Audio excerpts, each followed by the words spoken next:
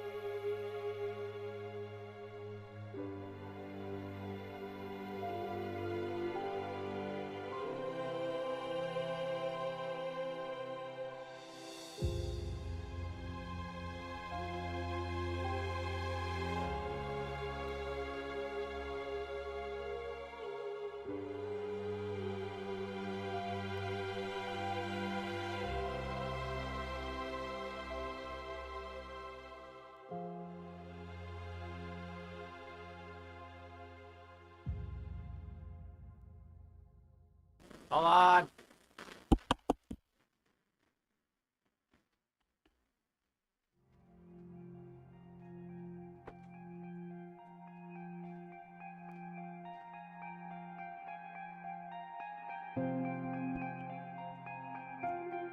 Hopefully my mic doesn't buzz so much. Oh, my spine. Let's see here. It says I got a notification or something. Give me a second.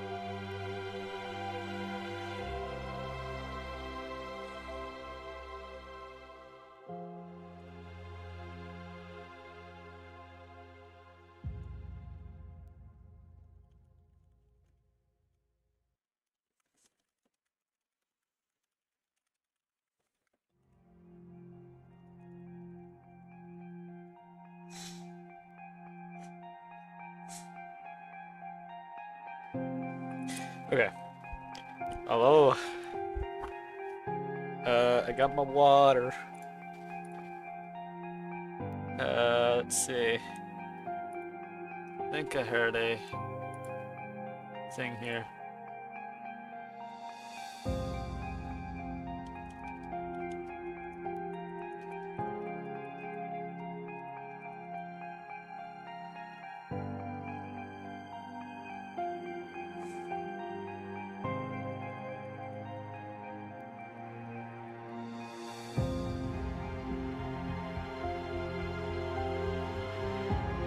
Okay.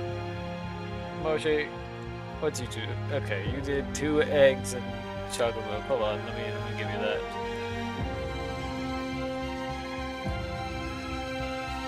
There's that.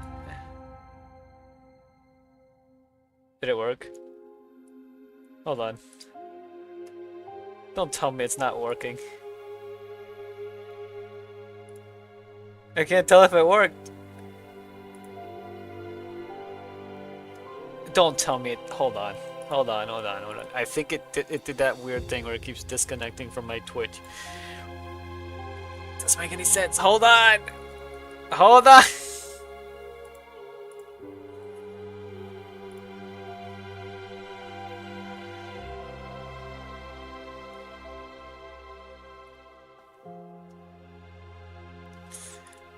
Hold on. Alright.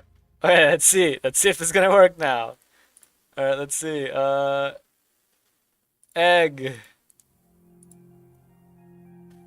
Hold on. There was another egg. There was a chocolate milk. There was another chocolate milk and another 20 chocolate milk.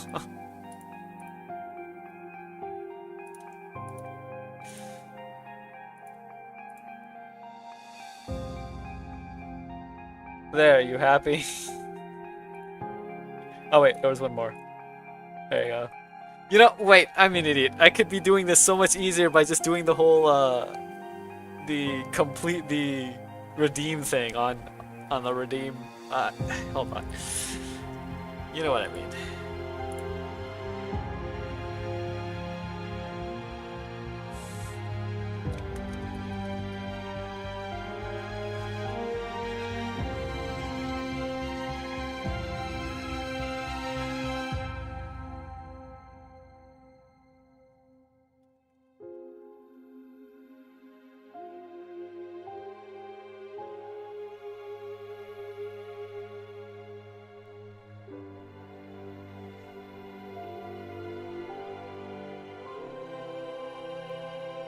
Okay. Let me open up this.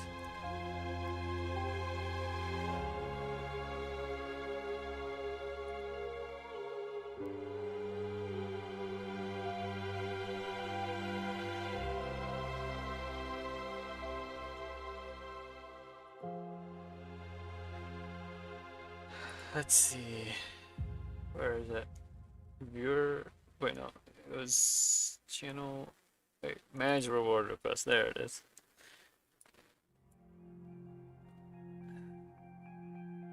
Oh. Right. There's like a billion of them. And it doesn't let me view from oldest to new.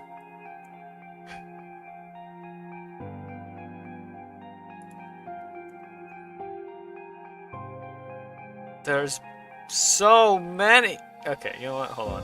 Here.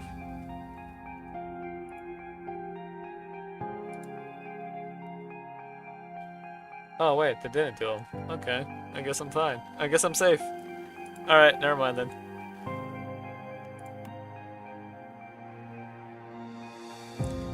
Alright, time for the game. Time to actually, you know, do what I'm supposed to be doing.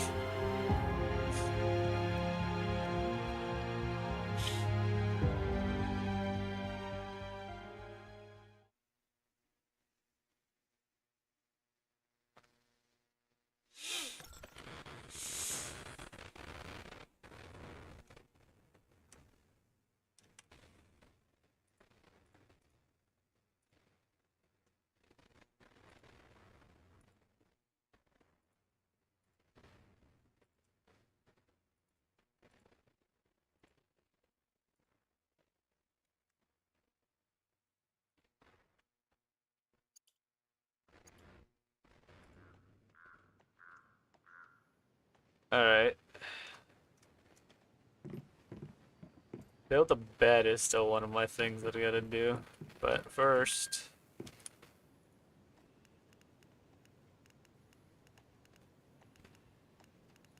Where is it? I think the game's quiet.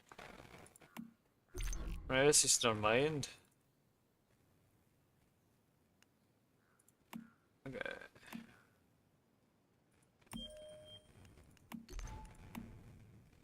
Wait, two? Two?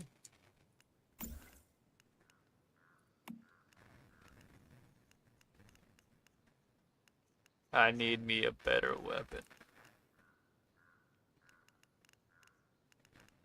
I want like some crazy.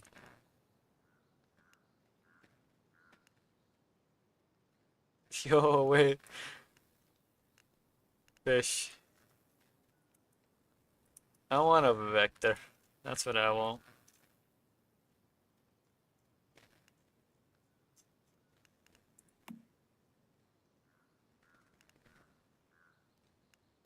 Is Scar really the only one? That's kind of unfortunate. Uh,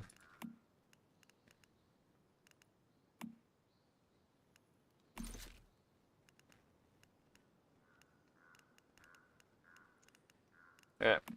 Now what is these exactly? Like, do I have to place these on the weapon? Equip. Armor runs. But I don't know if like scrap, lock. Okay, hold on. Let me not deal with those. I'll ignore those for now.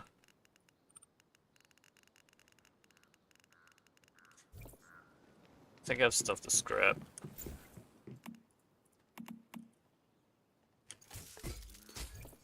Yeah.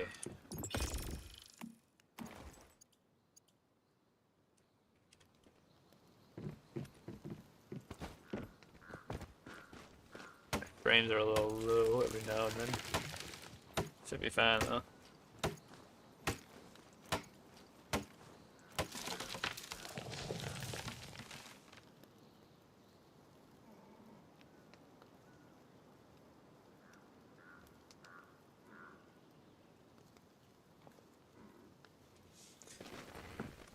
Okay. Talk to Samuel, talk to Claire, view Mary's messages. Messages? Wait. Well, I guess it would go over there. It's fine.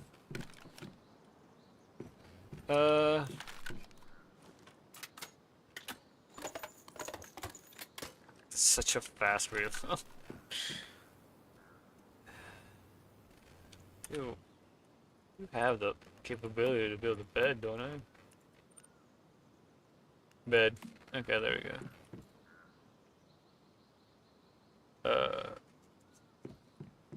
Let me just build it for now. Right about. Come on.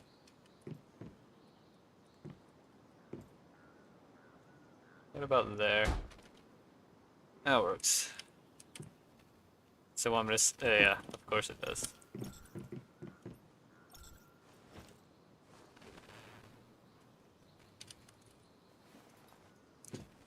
Craft a copper pick.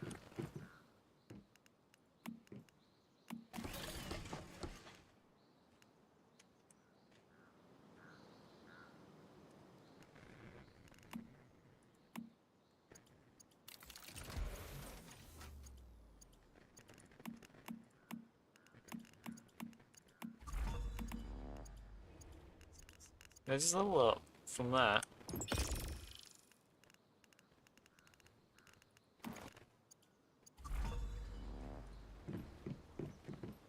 Craft a melee. What is my current one? Is my current one still the... It's still the machete.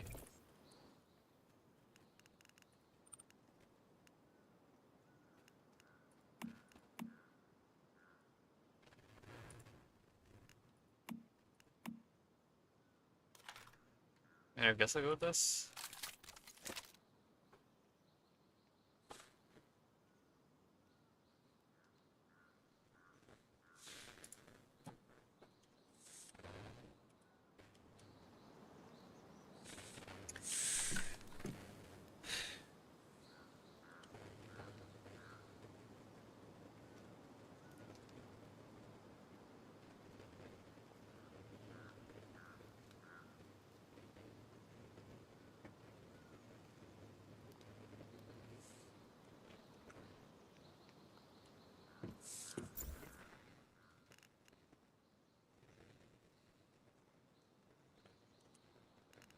Oh, I can organize.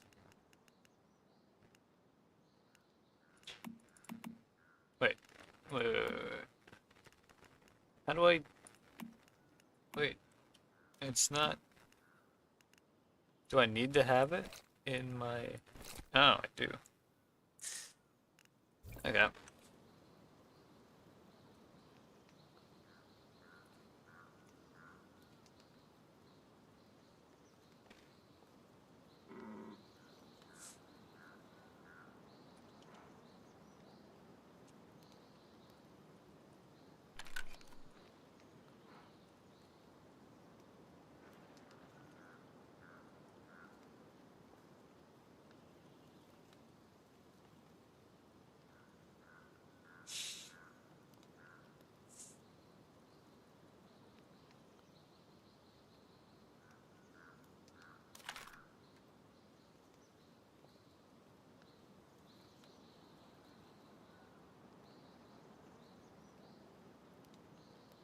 Okay.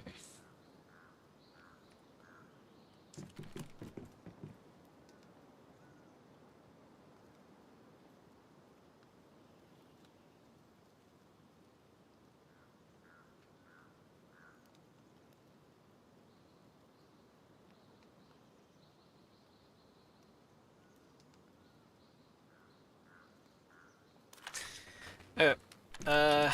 Yeah, let's just keep doing the journey thing while I'm here.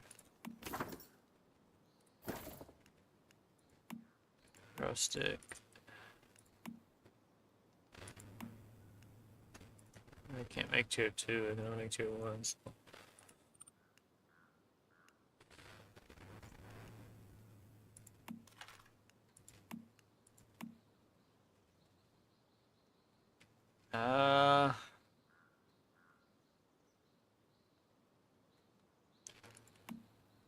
I just craft this one then. Just to do it. Okay, now I can't progress anymore in terms of those. Now I can go do the actual stuff. Even if my frames are... Maybe I should... Okay, hold on. Let me check settings here.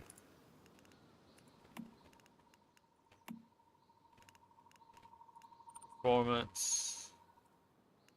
Very high.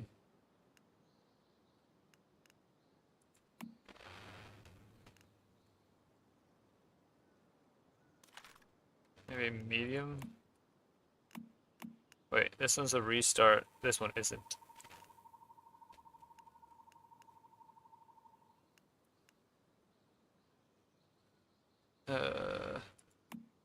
Middle?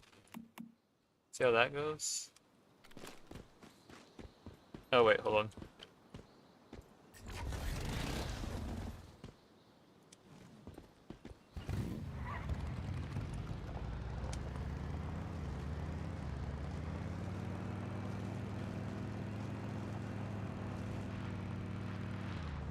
Can I just bust through these? I cannot. Okay, well, that's one way to find out. Ha! You missed. I wonder if I can just pick stuff from these. Oh, that's not what I meant to do. I just suddenly started getting like several pings and I got confused. Oh wait, no, I wasn't getting... Oh, I forgot I had a... Forgot I had something up in the background. And in it, there's Discord ping sound effects. Ow. Where'd that rock come from?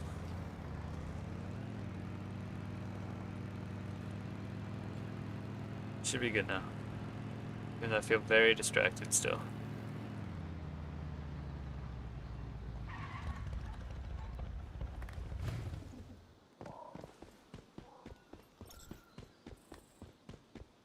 First, let me go talk here and check the other stuff real quick. Bravo! The mayfly that brought down the fearsome, ravenous hunter. Wait, did I already? I think I already. I can't remember. Did I already did this section?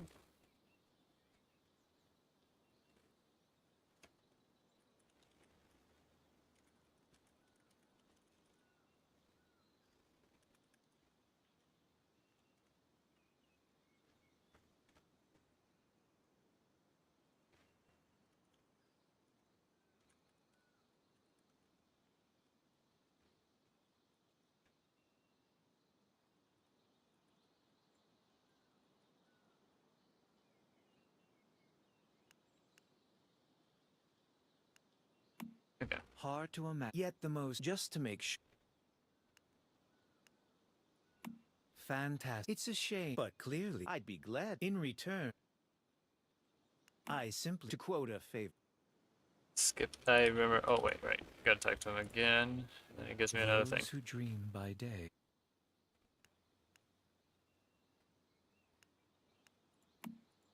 A pleasure to meet you too. I would like to help, and perhaps we can call it. Wait, does he have another one?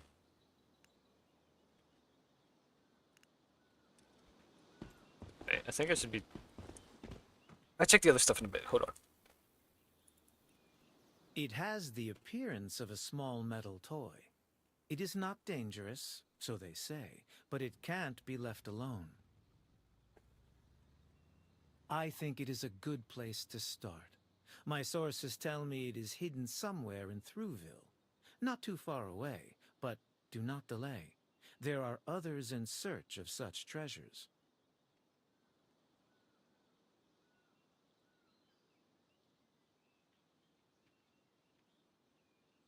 This little guy seems to be fascinated by Oh wait, this metals must and be the little ores. robot guys I keep seeing If you everywhere have that are some mining. copper ore or ingots on you, you should be able to make nice with him.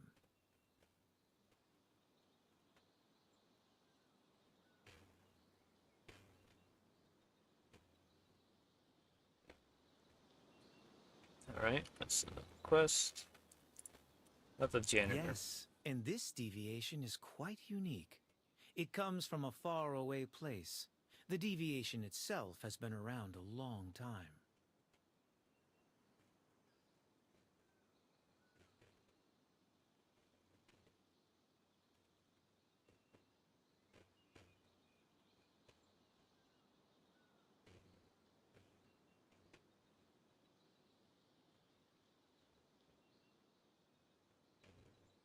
Rest assured, though, it does not have any malice towards humans. But it is not entirely harmless.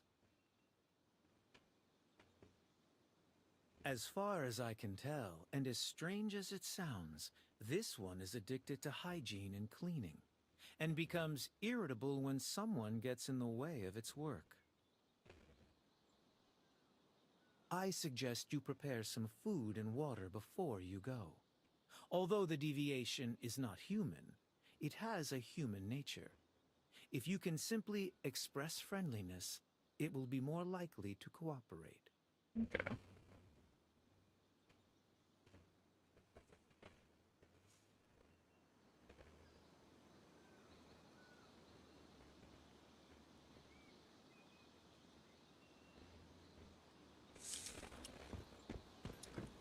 And then we'll go check with Claire in a sec. Looks like you'll be able to handle yourself just fine. I'll leave the deviation in there to you. As for me, I'm headed to the broken I Delta. remember now. This was literally where I stopped. I stopped like in this building. Major deviation there. In the other One with account. even worse effects. You should head over and check it out. Try asking around at a settlement called Myers Market. Maybe I'll see you there.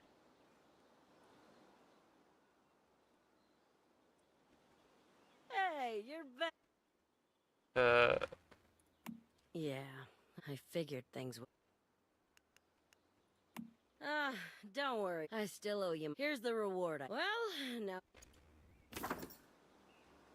okay. Okay, these little particles right here at the bottom of the screen, I keep thinking they're bugs on my screen, and then I'm like, I get ready to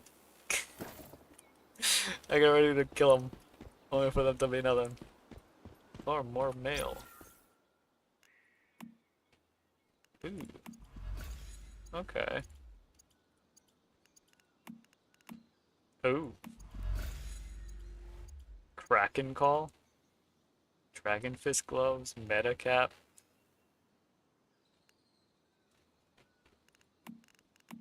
What are these?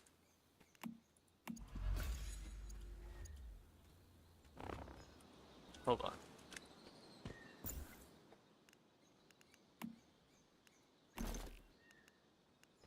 It must be cosmetics then. Okay, well, might as well wear them. Okay, I kind of like those actually. If only I had actual sleeves. Wait, wait.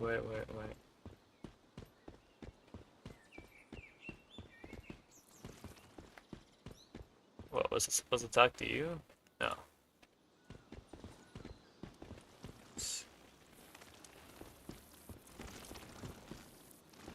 What's one of these?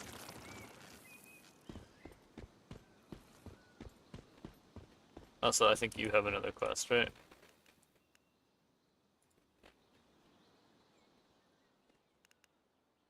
Okay, leave.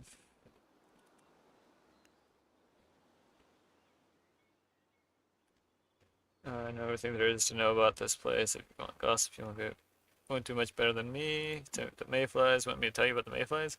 If that's what you want, sure, but quid pro quo. That's my motto. Tell you what, you get something from me and I'll trade you for what I know. Ruined town called Thurville, not far from here. The old bookshop has some pre-Starfall artifacts inside. Trouble is it also teeming with deviants. So you bring me back an artifact, I'll tell you everything I can about the mayflies. I'll even throw in something extra, make sure it's worth your while. Okay. Uh, for now, let me check out the new place. Is this one mine? Yeah, this one's mine.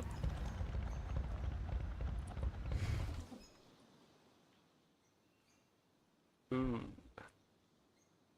Ah.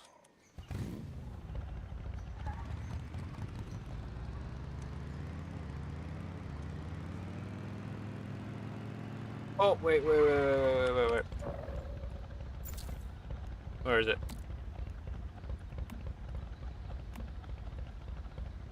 No, not this. Requests. Iris. Iris? I mean, sure. Okay. Yeah, let me double check.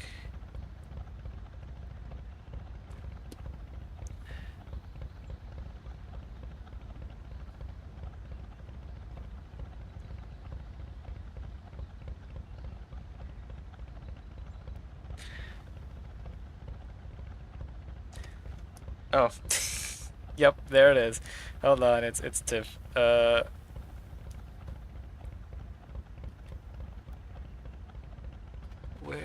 But where's the request? I didn't. Hold on.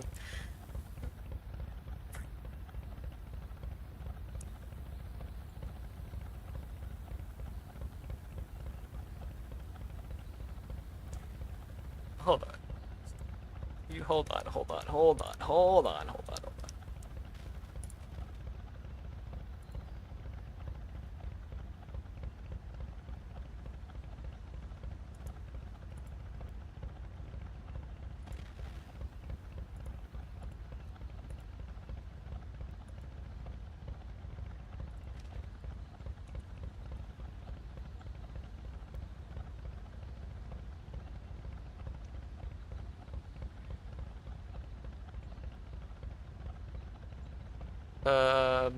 This is strange. I'm not.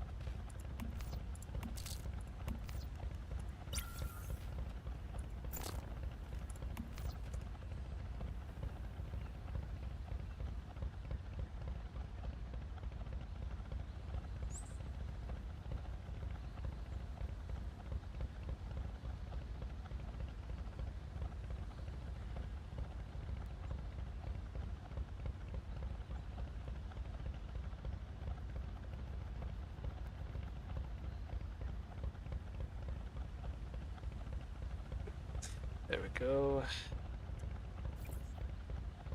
I sent Tiff the message about the thing.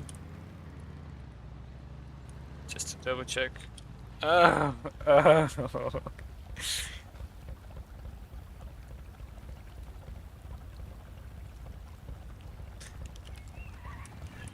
Okay, never mind. I accept it, so it's fine. That's fine then. Ramp.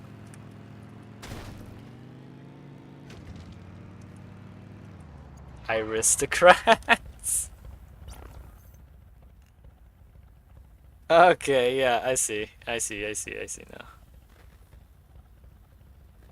Aristocrats.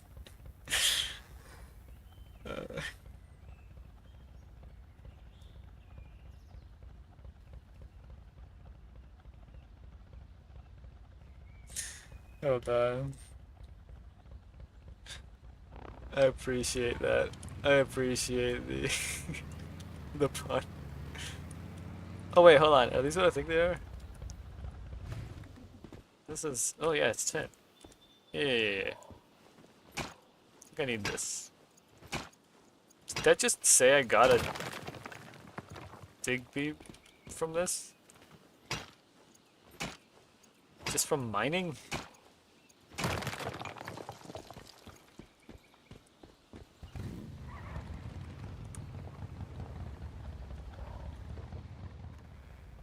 Where are their bases? I want to know. Okay, hold on. We've got Iris. Oh, wow. Very far up north. I need to be higher level first, so. Be a lot of stuff I gotta do first before that. Also, I'm sorry, but this looks like I would want to loot in here.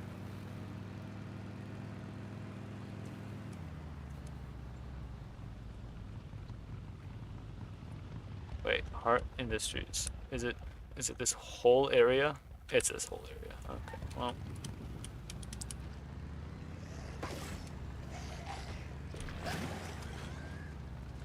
I don't think they appreciated that, but.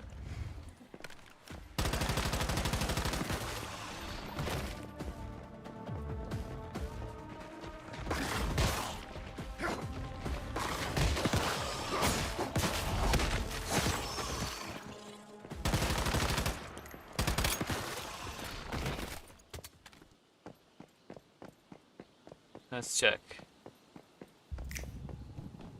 Gotta be stuff in here, right? Or not. Okay.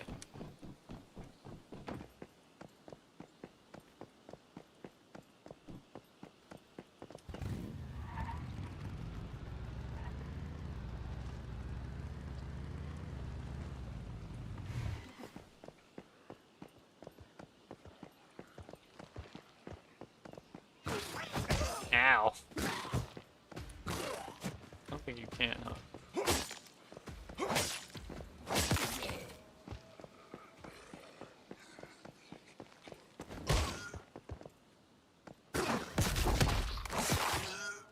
There we go. Maybe I'll come back here later.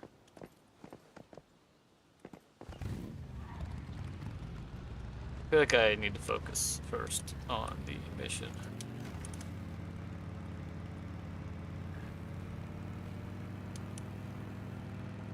Okay.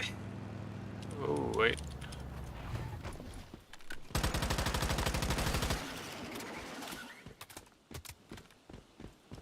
No drops.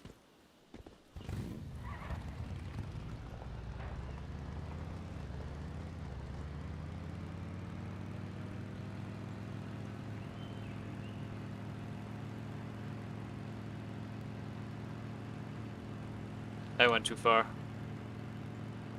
Uh, GPS is good though.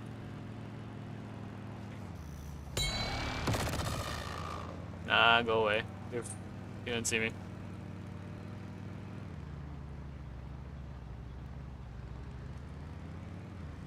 Apparently the hive base needs gravel. Maybe I should go. Oh wait, I can't. I don't think it'll let me. You know what? Let me try. Let me check. What happens if I try to go there? I know where to teleport. Oh wait, hold on. But now. Wait. Before I go there, let me just get the teleportation point. At the very least. That way I don't have to like ride all the way back.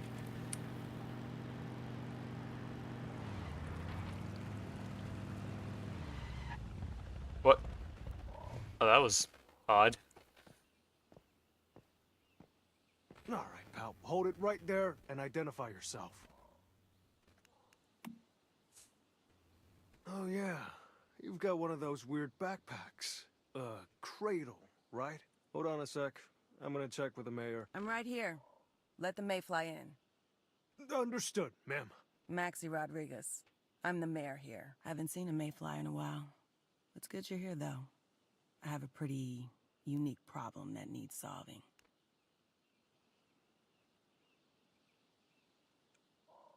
Excuse me. Strange is putting it lightly. What is that bike? It's been about half a year now. Pregnant animals here, even pregnant people, all get infected by stardust and turn into these trees.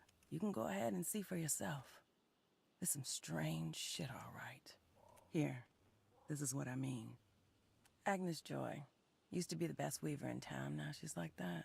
Oh, I never The only one hydrated in from Mars Moshe's Market. Redeem. I'm sorry. Thank God. Hold on.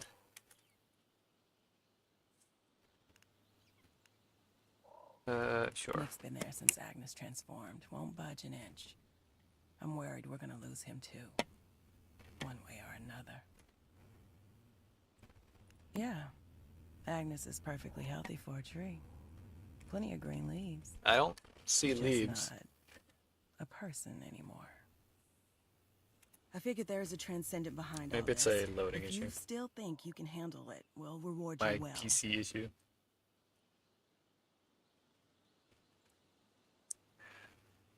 I should really just get around to changing out my PC's power supply. I don't want to, specifically because I accidentally got a non-modular one, and I didn't figure that out until way later, aka like a month ago, despite having had bought it like 2 months prior to that. I really do not want to deal with like all of those wires, because if it was a modular or even semi-modular, it would be so much more convenient, but it's not. So it's like, and I can't return it, it's too late.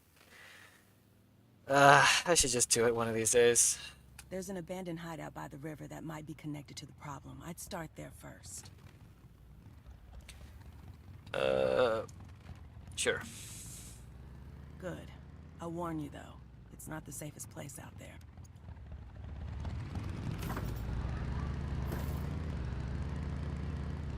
What was that?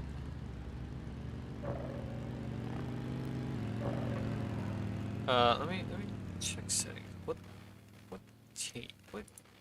What even caused this? So I know first off, oh, which one was it? This one? Yeah, this one needs a restart. So, well, that one.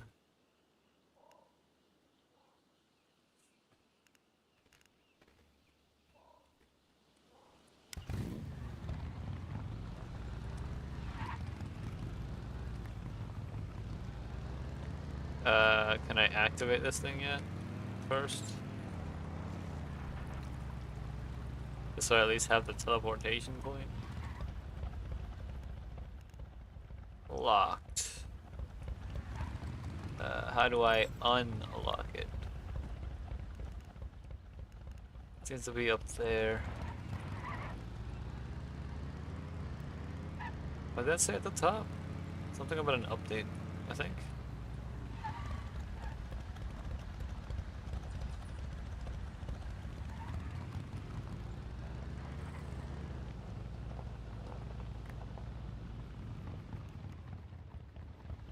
Unless it's inside the building.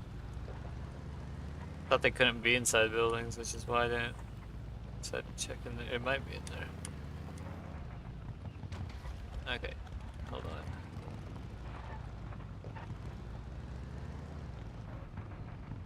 Unless it's underground?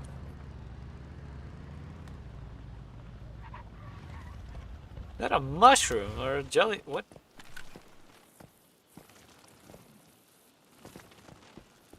I have several questions.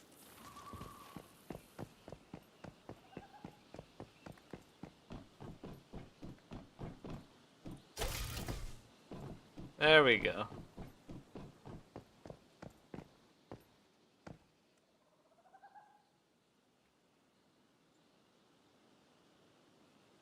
What?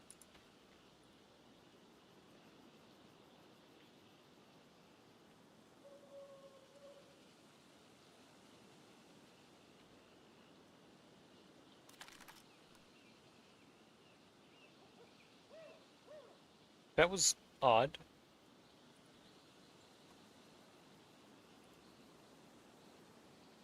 Hold on.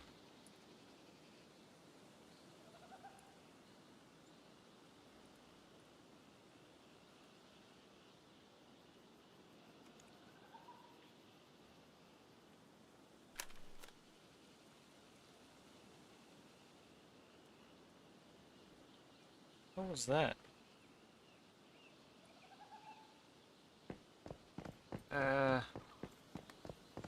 Okay, anyway, let me do the thing. Let me go check that place out.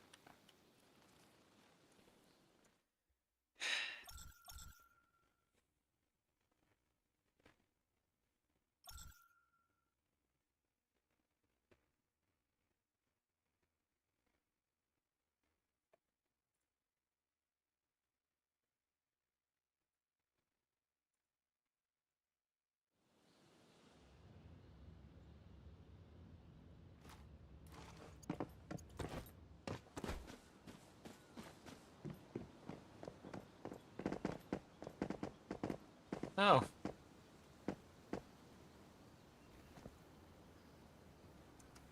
I forgot how to emote in this game. How do you emote? Uh, hold on. I don't know, I can do that. Also, hold up. The heels, the heels make her so tall. Because, okay, I want to add in, I am max height. So the heels legitimately, look at this. Jesus. Hold on. Can I type? Is there a way to uh region hive?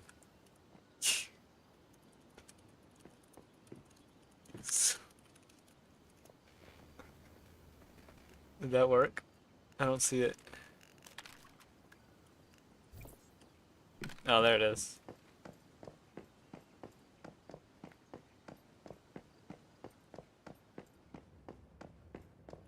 Oh, wait. That is a big fish for that tiny tank. I didn't know you could have aquariums though. Did I? Calming sapphire color, blue chinchillets, sure to fix any blue feelings. Koi carp. What's this one? Golden. Okay. This place is crazy.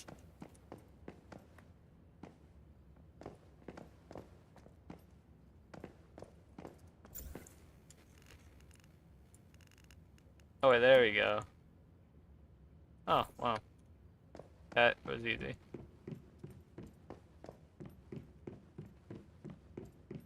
What is this? Is this the wiring? Is this just the room for the wiring? Yeah, this looks like planter boxes.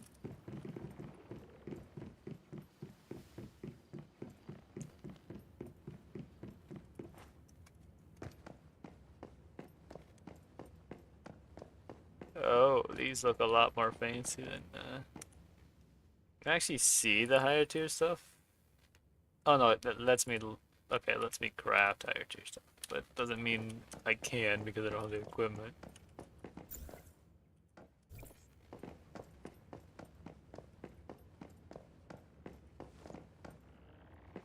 Well, good to know you can make multiple of these. The fish!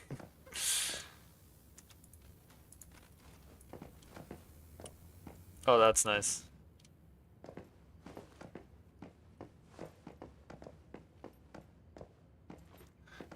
There's a shooting range and everything?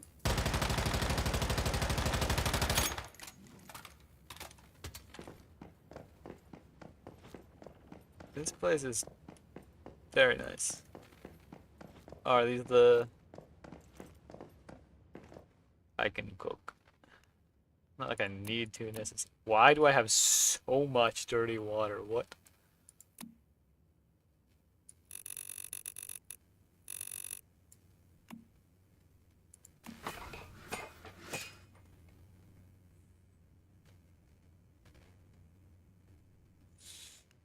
I mean, I'll take it, sure, but like... oh, wait, no. Please tell me this isn't taking from their stores and I just stole rabbit meat. I do not have that. Okay, yeah. So, I accidentally just stole a bunch of water. They won't know. It's fine. It's a mutually beneficial thing, so it's fine. Wait, where are the furnaces? I was told there's furnaces somewhere. Like...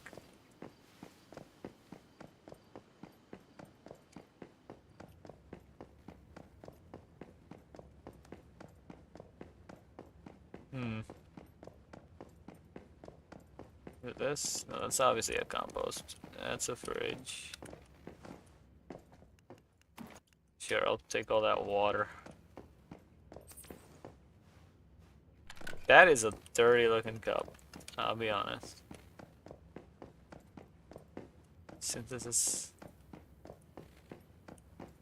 refining facility. Is this what I think it is? No.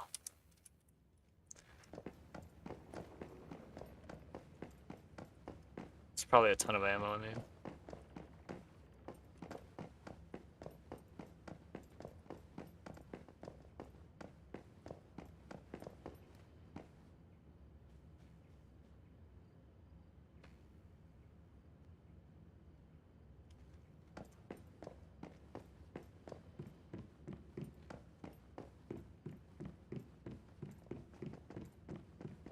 There may be a room up here for furnaces.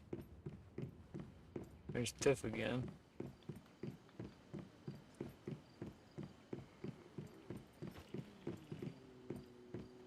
Oh, this just leads around. Okay. What about over here?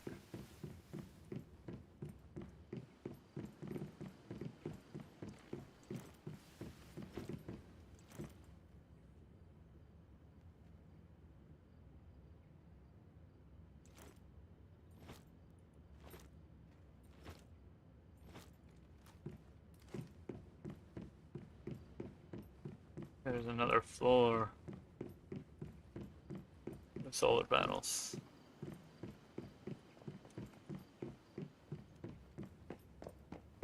I'm very curious where the furnace stuff is, though.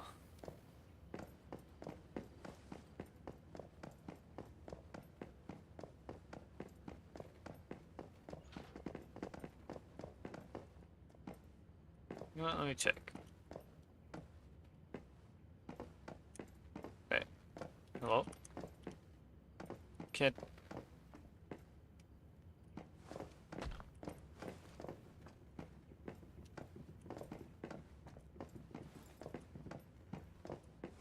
That is odd.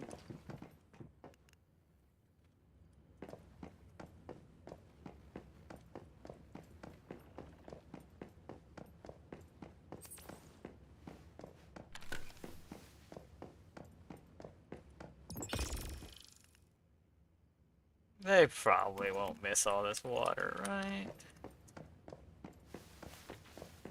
Hopefully not. Is this the furnace? Oh.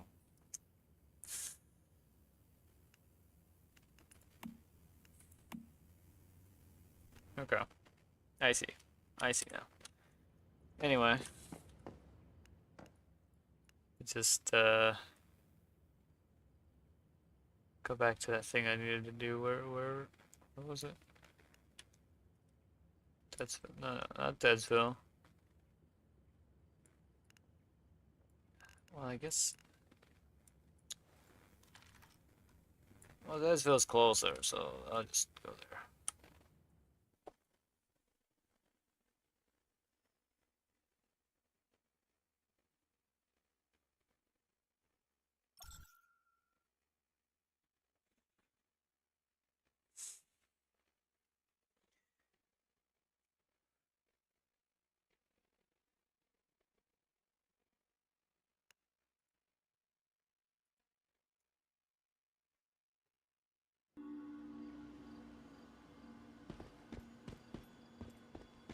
Probably pop one in.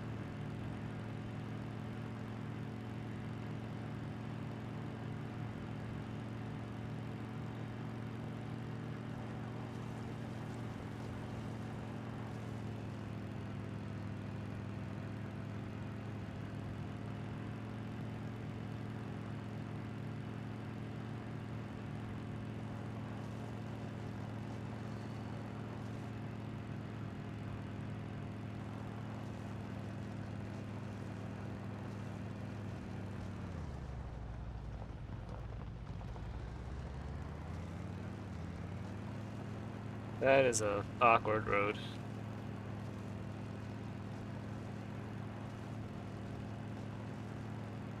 I see that. Okay, there's a speedometer, right? Wait, no, that's fuel. What I'm seeing, I think. Okay, never mind. I thought that was a speedometer for some reason.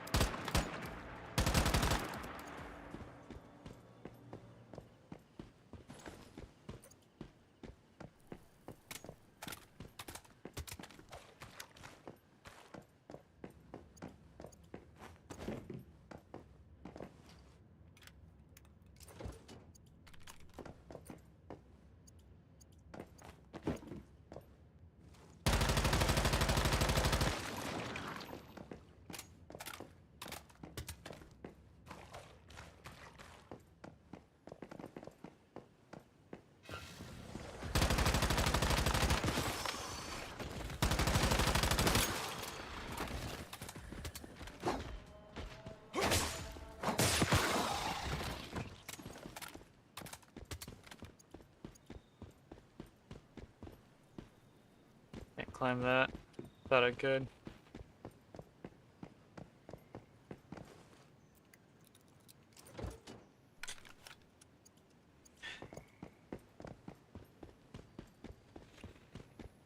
Okay.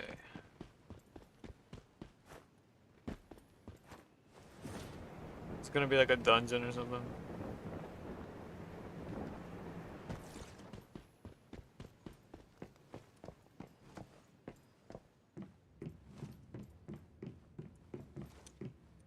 box.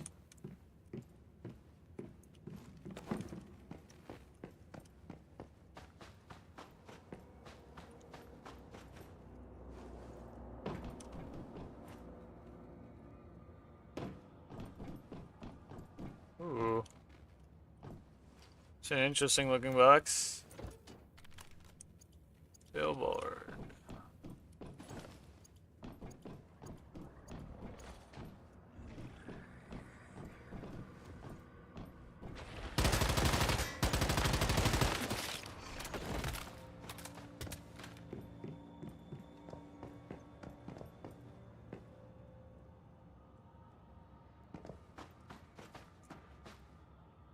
Oh.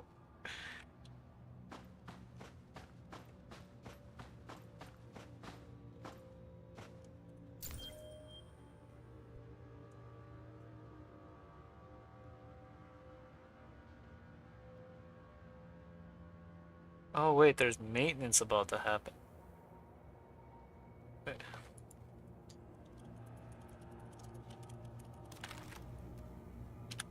Don't tell me I'm gonna have to cut stream short because of maintenance.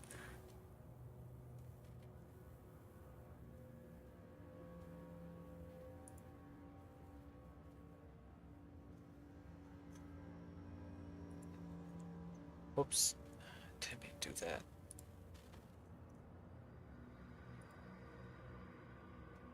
Let me just...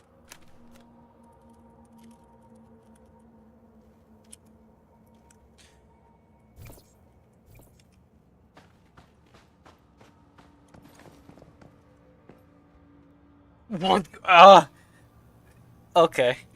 Apparently maintenance is gonna be like 7 hours. So... Well, didn't I pick a perfect time to start playing the game?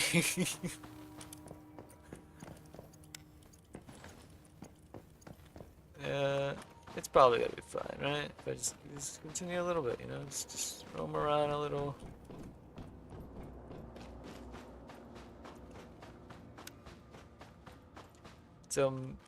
And there we go. How long is maintenance? Hold on, I'm gonna look it up.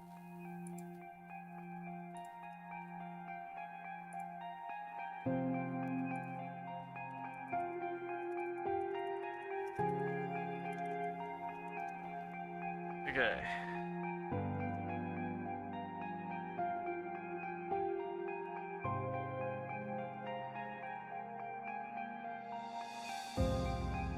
Alright, so I looked it up. Alright, I went to their actual like Twitter page and everything.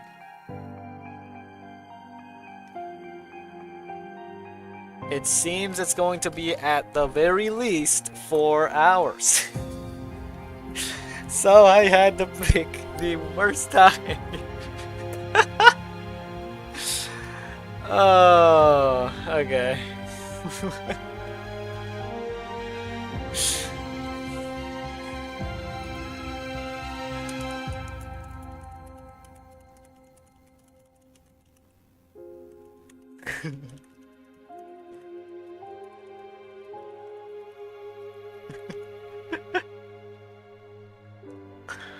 Alright, well, I guess no more Once Human for today, but now we gotta figure out what are we gonna do. Alright, let's see. We're gonna exit first off, you know, make things nice and simple. Now what? Should I just call it? Like, should I just stop streaming today?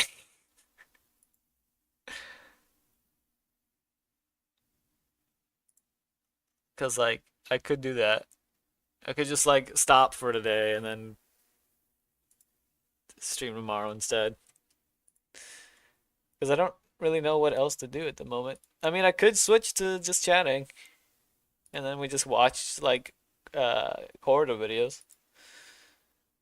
Because I really like corridor videos. And it's been a while since I've watched corridor videos on stream. So, you know what? Yeah, I'm gonna do that. Let me switch the titles here real quick.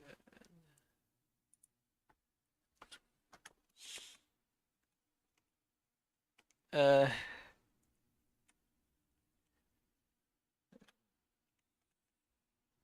just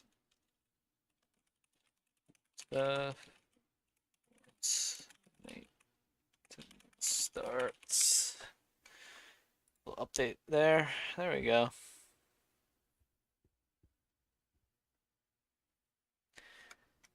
Uh, yeah, I'm gonna just switch to just chatting, and then I'll switch to actually watching something. Let's see. We'll just watch some videos, you know? There's a wait. There's a category called just catting. What is just catting? Hold on. Hold on. I need to look at this. I need to see what this is. Okay.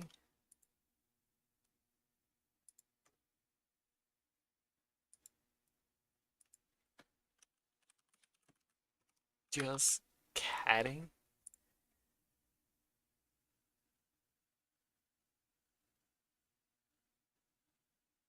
Um, so we've got an actual like live stream of a cat,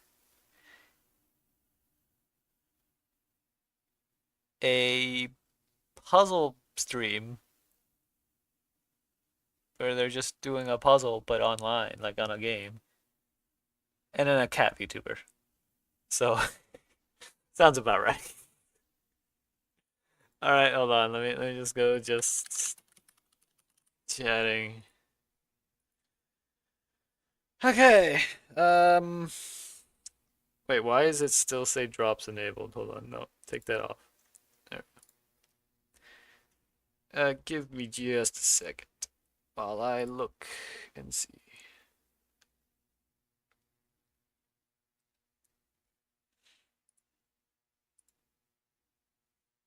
Okay. Uh-huh.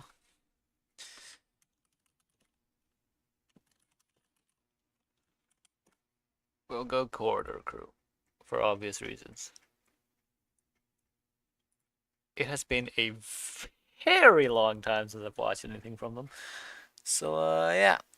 I'm gonna switch to this page. Yeah, break time. Well, I can get rid of that text, right? Yeah, it's not break time. It's just watch stuff time. Okay. Corridor Crew. There we go. All right. And which is my? There it is. There you go. Yeah. Okay. Well, let's find something. Let's find something. Let me go down because, like, yeah. Here we go.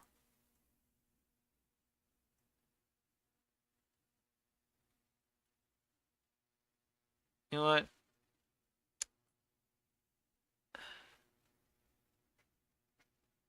I'll do this one.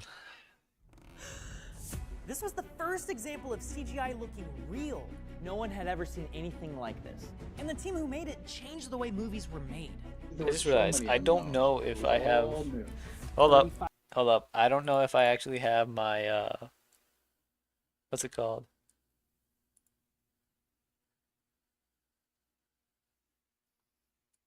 Okay.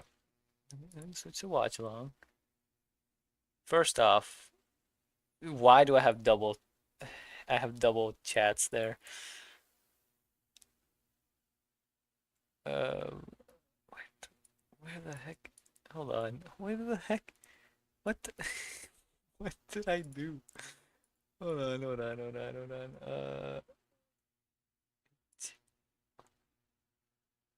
Wait, where is that?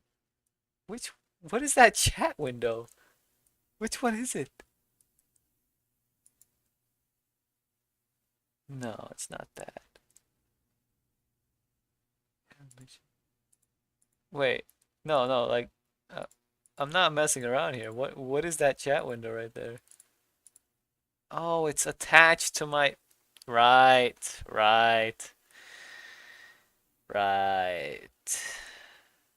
is attached to the main overlay. Well, y'all are gonna have to deal with it. Y'all are gonna have to deal with double chats. The question is, do I have what's it called?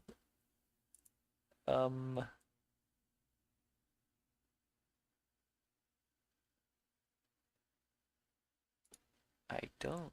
Okay, copy. All right.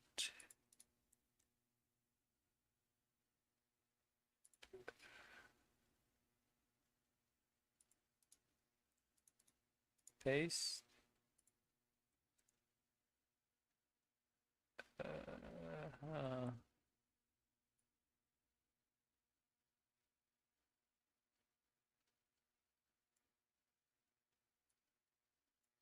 There we go. Oh, wait, no. I'm gonna need this one to be at the very top, actually. Yeah. Now let me do a quick test. Make sure that I did this right. Yeah. That works. That's fine. That's fine. Okay. Anyway. 5 years later, there are ways I think that we can do this. So we're gonna take you guys on a journey to see if we can recreate this effect using modern technology. Yeah, so I actually did end up showing this to Steve. You did not show him, dude. No! Okay, have you ever seen The Abyss? I have never seen The Abyss. Well, first thing to know is that it's actually pronounced The Abbeys. Okay, I believe it. Yes, good. This movie came out Sure. in 1989. Wait, 1989? That was when this movie came out. Oh, so this was 2 years before I was alive. I want all of you I watching remember right now to watching pretend this with when I us was that it's very young. 1989. The only thing we know about this movie is that it's made by a dude who's done Terminator, Aliens, some pretty cool movies, and you've never seen anything called CGI before. Oh, there it is. Whoa, and I it's wanna on the know what surface of real people's- water. That's ambitious right out the gate. I want to know what people's reaction to this was. Clever little POV here. Just distort the image a little bit. 2D warping. Alien. Great call.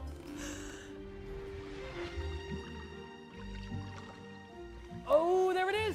Wow, dude, it looks great. The rendering of that is actually pretty sweet. We're actually seeing some diffraction through the water. It surely isn't really refracting. Well, I don't even know what was possible back then. Then it does this. It forms the morphs. face. Wow. It's actually forming her face, and it forms Ed Harris's face too. Yeah. What the? It's the only way to test it. You gotta drink its insides.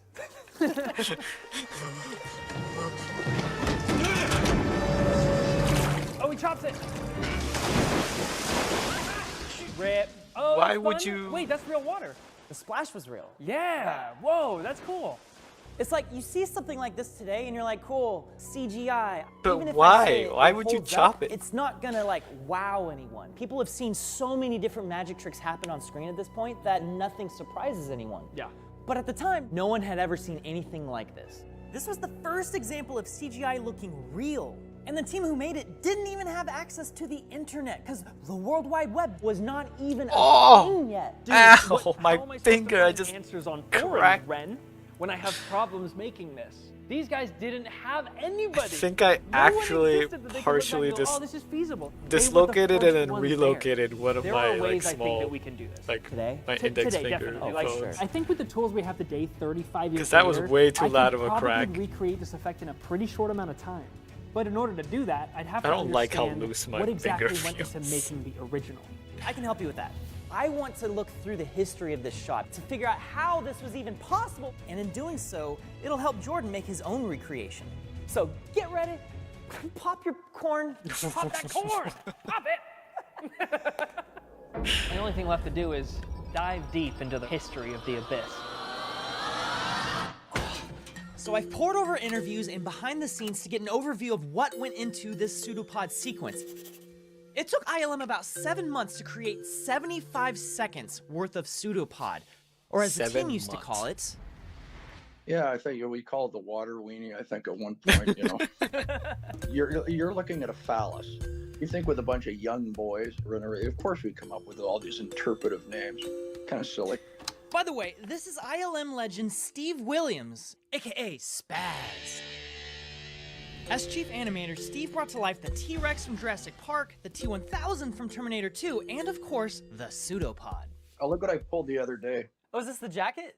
The Abyss jacket! That's it. That's my crew jacket right there. Yo. Now, The Abyss was not the first film to utilize computer-generated images.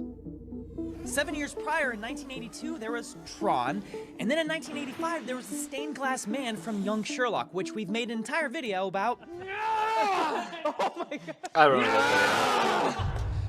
I feel perfectly safe in my gear. These films were important landmarks, but the imagery was stylized rather than photoreal. But George Lucas believed that his company, Industrial Light and Magic, could use computers to change the way movies were made. And so he tasked ILM veteran Dennis Muren with finding a project that could prove I kind of his missed theory. out on my chance So to when get James into this Cameron sort of approached thing. ILM about I bringing blame to life a creature I made blame of high school. water for his new film called The Abyss, Muren leaped at the chance. Cameron. I blame really the is the teacher in one of my revolutionary classes because when he it kind comes of to just stuff. killed When all he wrote the motivation first for Terminator, even he doing actually normal, wanted to do something simple like video that in the editing. first film, but it was impossible. When Abyss comes around, right, of course he has this one specific scene. There was really no technical way to do it. You see, manipulating water in the way that Cameron was looking for was almost impossible using traditional approaches like stop What do motion you mean, or blue almost? screen or anything else that existed at the time. He had thought maybe we take like clay and project high-speed photography against it and shoot the whole thing over crank, right? But Muren felt the concept was something that a computer could execute on. But James Cameron was very hesitant to use computer-generated images. I mean, imagine, the guy who made Avatar was afraid of CGI. But at the time, that's because he didn't know anything about the technology. No one did. To him, it was a black box. So he told Muren, you know what? Man, I'll come by it must have Island been to so see what cool all to this innovate CGI with this stuff kind is of all stuff. about. Muren then tasked CG But, artist like, Jay Riddle to come up with the first it was test. also He definitely had one day. mind-numbing He had one how day, much so Riddle stayed you had up to just all night figure out and how to came up make with a something rudimentary work test for the when no one's ever pseudopod, done it and even before. in its rough state, Cameron saw the potential of the Oh, CG approach, jeez. and so Ow. he took a leap of faith and gave the team half a year to pull off something that had never been done before. The ILM crew, there was maybe 5 or 6 of us. They brought Mark DePay and I in because I said, I can animate a spine. And Mark said, I can write an equation to generate ripples and use stochastic ray tracing, of which he had written a paper about in the mid-'80s. There were so many unknowns. It was all new. Each We're just shot gonna watch a provided couple brand videos new and I'm challenges, gonna which end stream therefore after. required groundbreaking solutions. So I've broken down all the steps it Your took to bullet create stays, this reflection effect. fresh, And as I lay remember. out these steps, Jordan will be following along and creating our own version of this creature, but with modern tools. Basically, we're doing it on easy mode. Easy mode. Oh yeah, we've got the tech The now. first thing the team had to figure Everyone out does, is in- how to literally in make their a house. 3D worm-like creature move organically. We take it for granted today with lightning-fast graphics cards and free software like Blender, but 3D software at the time required an extremely rare set of skills. There's very few of us that knew Alias at the time. You know, the modeling software, everything is really done manually.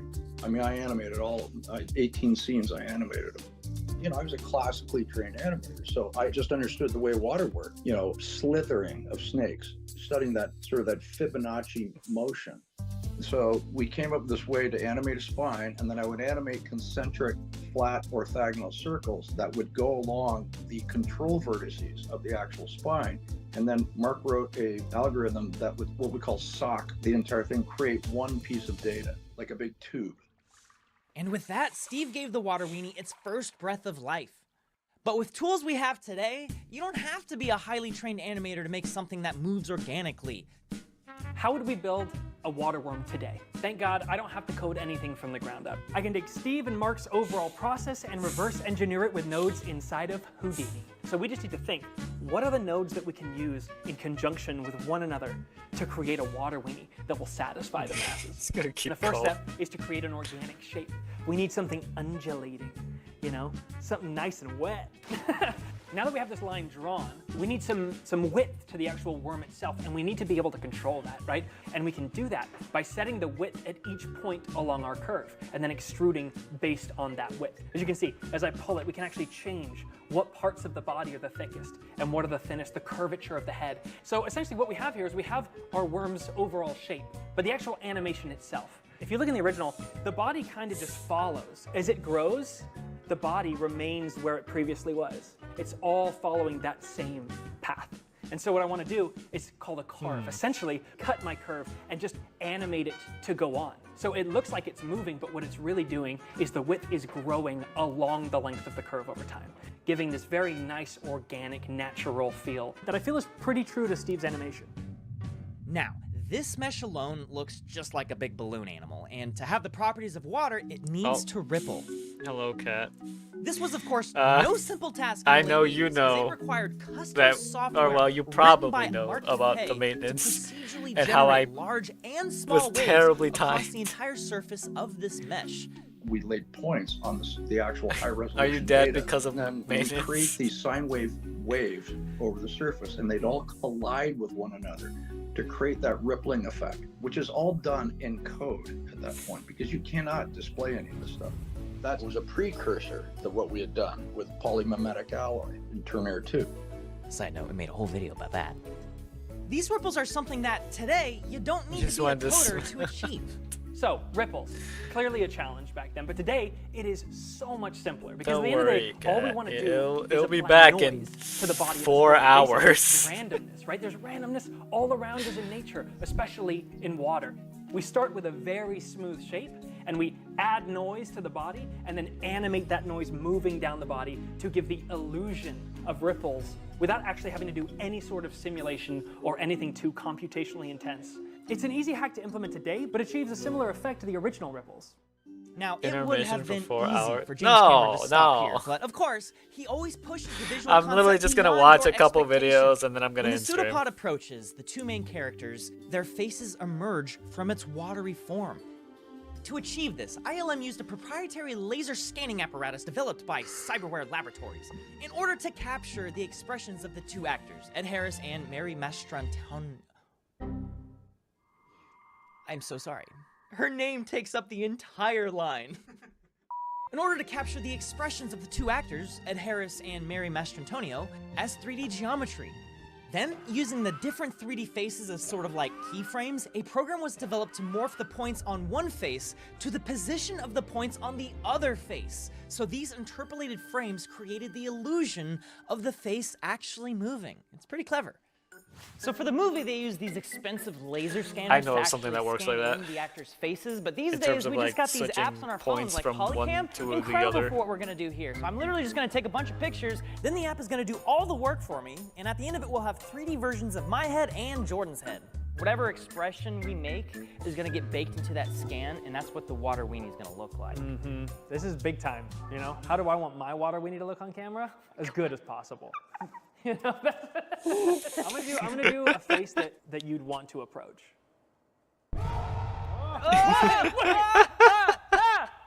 Now that we have our Polycam scan, all we gotta do is import it and slap it on the end of our tube. We can blend from anything to anything. We have total freedom. Look, we can blend from Ren's face to my face. Look at that, those two scans just blending perfectly from one to another. Super, super simple. I mean, shoot, if we want to get really crazy, we can do anything we want. We're free. What's the first thing I do with my freedom? Pig. One little slider. That's all it takes. I mean, you have total flexibility here. You can blend from one person's face to another, or one person's face Well, I to a couldn't pig. have gotten into Everyone's this kind dream of come stuff true. back. Okay, when I so we was have the younger. pseudopod ready to place into I mean, the you could footage, get but into it now any we have to make time, it look like it but, actually belongs there. The motivation for You it's see, gone. water both refracts light and reflects it as well. Of course, you That can see my makes me hand sad. through the water, but it's all distorted. And even when I put it inside the light, you can kind of see the caustics up on the wall from the light bending through the water.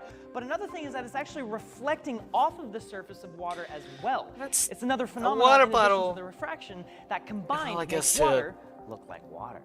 To This what's it means called? that flat 2D footage is not enough to simulate how the light in the scene would reflect off of the water. aka the pseudopod. You would need the entire environment around it, and a young island visionary, John Knoll, was on I guess set the while water Cameron was simulates, shooting the the water bottle sequence. simulates the And it was ripples. his job So that makes to make sense. sure that the team back at ILM had all the data they would need in order to properly simulate the lighting around the pseudopod. Knoll took photos of every corner of the set with the intent of using these images to drive the reflections on top of the pseudopod. This was a challenge because only parts of the set were lit for any given take. This meant that he had to take all of these separate photos and merge them together digitally, which wasn't really a thing anyone could do at the time, but fortunately, he and his brother had been working on a program that could do just that. It was a little side hustle they had called Photoshop. You know? Just a little thing. Anyway, with the photos merged together, Wait. you know? Anyway. Wait, the I photos forgot merged that's a together, thing. You can this seamless scroll image down was while then pasted full onto screen? the That is inside of a weird. cube, something called a cube map. This is really cool because it allows a reflective character like the pseudopod to be put inside of the cube so that it is reflecting the photos of the set at the correct angle. With all of this data meticulously recorded, the pseudopod can now not only reflect light, but transmit light as well. So for our recreation, we can once again use Polycam, what's called the LiDAR scan. I can very lazily walk around the room with just my camera. And while the camera is taking images of the environment, the LiDAR scanner is building a 3D model to paste those images onto at the same time. Now that I have my environment scan from Polycam, I can take my pseudopod, apply my water shader, and once I drop it in the scene, it will take on all the actual reflection and refraction from the scene around it. This has the benefit of being even more accurate than a cube map, because a cube map does not take into account the distance of the object How do you from make the one of those environment scans itself, more but accurate? A 3D You just, scan like, does. It allows us to place our object in a full pass recreation slower, pass of more the times scene in around 3D it, space, like- giving us nearly a one-to-one of how light would really Does you see how transfer warpy through that it is? object in the real world. So all that's left to do is place the creature into the footage, and for us, that's easy. Just render it out, which takes maybe an hour, and then slap it onto your footage. But for the original shots, were it so easy? Everything was rendered. They'd take hours to calculate one frame, probably 5 to 6 hours per frame, 24 frames per second. If you dropped a frame, big problem, man. Big problem. Motion blur got screwed up, right? And then you had to run the shot again. So now you have these rendered files. Now you have to get them off. And then the whole thing was scanned out and then optically composited to the play photography. Let me explain that step for everyone born after 1989. You're literally taking these pieces of film and physically manipulating them into the render you see in the final movie. You can actually see the dark matte lines in this shot, which are a byproduct of the film passes being ever so slightly offset. That was the last optically composited film because we went to digital compositing with T2. I took the leap of faith based on Dennis assuring me that it could be done. And they did. And it took pioneering work and handwork by the animators. Did you see the film in theaters? Yeah, I think people were pretty freaked out. I mean, they didn't really know what they were seeing because there was no point of reference really for animated alive water, whereas you have point of reference for animals or a walking human. And we got it pretty good. It wasn't. I still see problems, but you know. It's pretty mind-melting to think they had to do that. We're spoiled today. These shots, they never leave my computer. This is it for me. I hit render, and once the render's done, throw it in a nuke, composite it together real quick, and we have a finished shot. No pain, no agony. I'm really grateful that we have the tools we have today. If I was alive back then and it was that hard, I genuinely don't think I would have gotten into visual effects. Respect to the minds. We salute you. And that's pretty much, yeah, the long and short of it. So maybe we take a quick time out there because my bladder is full and it's time to water my weenie. So, sorry, that was disgusting. Oh! Should have taped that down.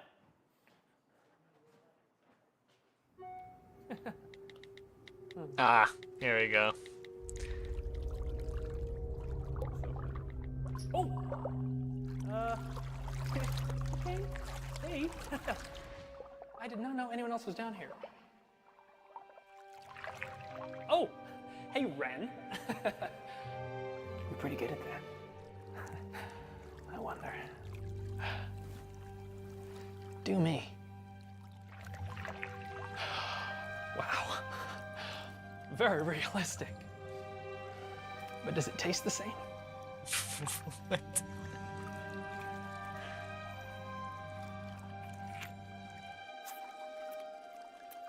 Ugh! Oh, the disgusting.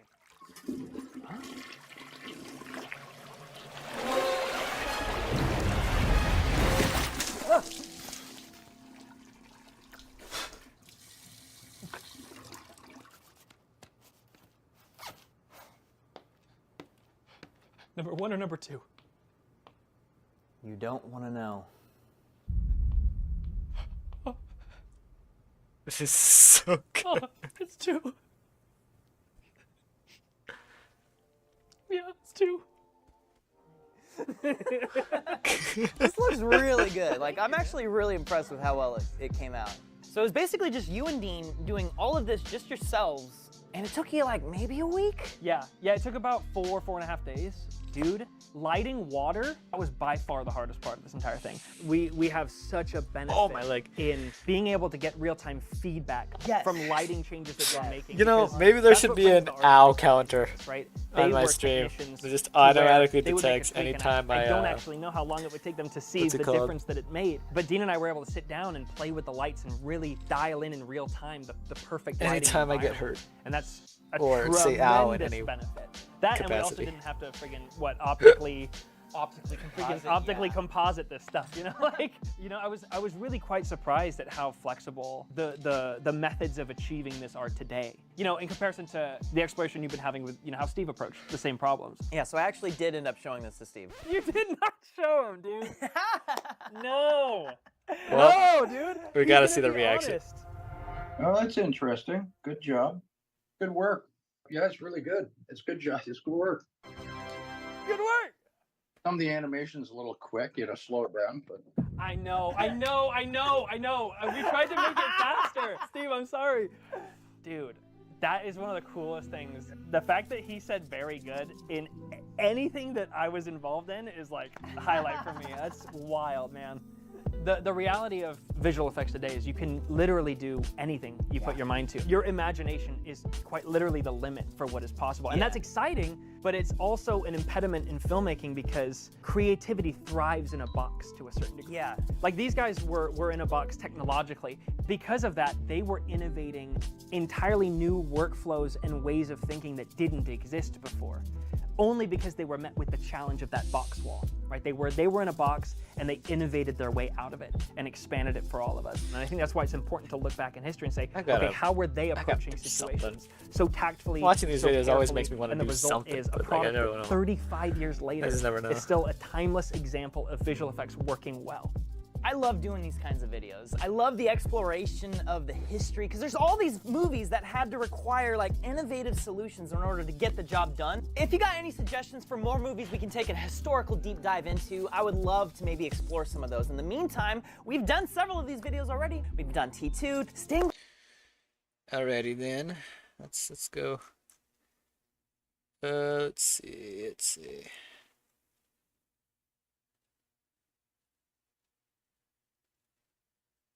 There's plenty of things, but do I want to watch? Wait, did I? I don't remember watching this. Well, I see it's like the Helldivers thing, but I don't remember watching a thing about. We're back in the studio with the boys, where the meat meets the metal. Starship Troopers, Tomorrow War, Come on, Black Seed. You want to live forever? Come on, you apes. You want to live forever? Have you been playing Helldivers like the rest of the world? We're going to check the movie that started all Okay, never mind. It's talking about that. Okay. True scale of mountains. Sure. It's a sham, I tell you. Everything you know about mountains is a lie. What's the biggest mountain in the world? Mount Everest. Everest? Mount Everest? Mount Everest. Mount Everest? Mount Everest. But that's like probably not true. Okay, technically all of these people are correct. Everest is the tallest mountain when measured from sea level to its top, but it's also cheating. Mount Everest is over 29,000 feet tall, making its peak the closest thing to outer space in the entire world. To put that into perspective, if New York City had a building that tall, it would be humanity's greatest engineering achievement ever. That is over 10 times taller than the Burj Khalifa. But here's the thing. Most of Everest's height comes from the Himalayan mountain range, which is the biggest and tallest mountain range in the entire world. Okay, hold up. Let me go back. What's the... I climbed more than that on VR. Of course, it's in VR, but I'm just saying. I remember how much PlayStation stream showed me a Taco Bell ad. You're now obligated to get me Taco Bell. Cat, why not just buy the ingredients and make authentic tacos instead? Tall, making its It'd be peak cheaper. the closest thing to outer space in the entire world. To put that into perspective, if New York City had a building that tall, it would be humanity's greatest engineering achievement ever. That is over 10 times music. taller than the Burj Khalifa. But here's the thing. I want the cheese Most of supreme. Everest's height You can comes make from the that. Himalayan You can mountain just range, make which is that. the biggest and tallest mountain range What in do the you entire mean? world. In fact, 9 out of the 10 tallest mountains all reside here. And that is because their numbers are boosted. Think of it this way. Saying Mount Everest is the tallest mountain in the world is a lot like saying I'm the tallest person in the world because I'm standing on a building. Yeah, it doesn't quite seem like it works, right? Defining the bottom of a mountain is kind of complicated, which is generally why sea level is always used. It's a nice universal height of 0. Everest may be 29,000 feet tall, but its base camp sits at over 17,000 feet tall, which, for the record, is also taller than every mountain in Europe. That's all of the Alps. Which, it seems fair to consider Dang this it, as the Kat. base of Everest. I mean, it's literally in the name. So for the sake of this video, that means Everest is truly only 11,500 feet tall, making Everest overrated. Yeah, that's right. Everest kinda sucks. Acute mountain sickness, falls, avalanches, exhaustion, crevasses, exposure, and hypothermia.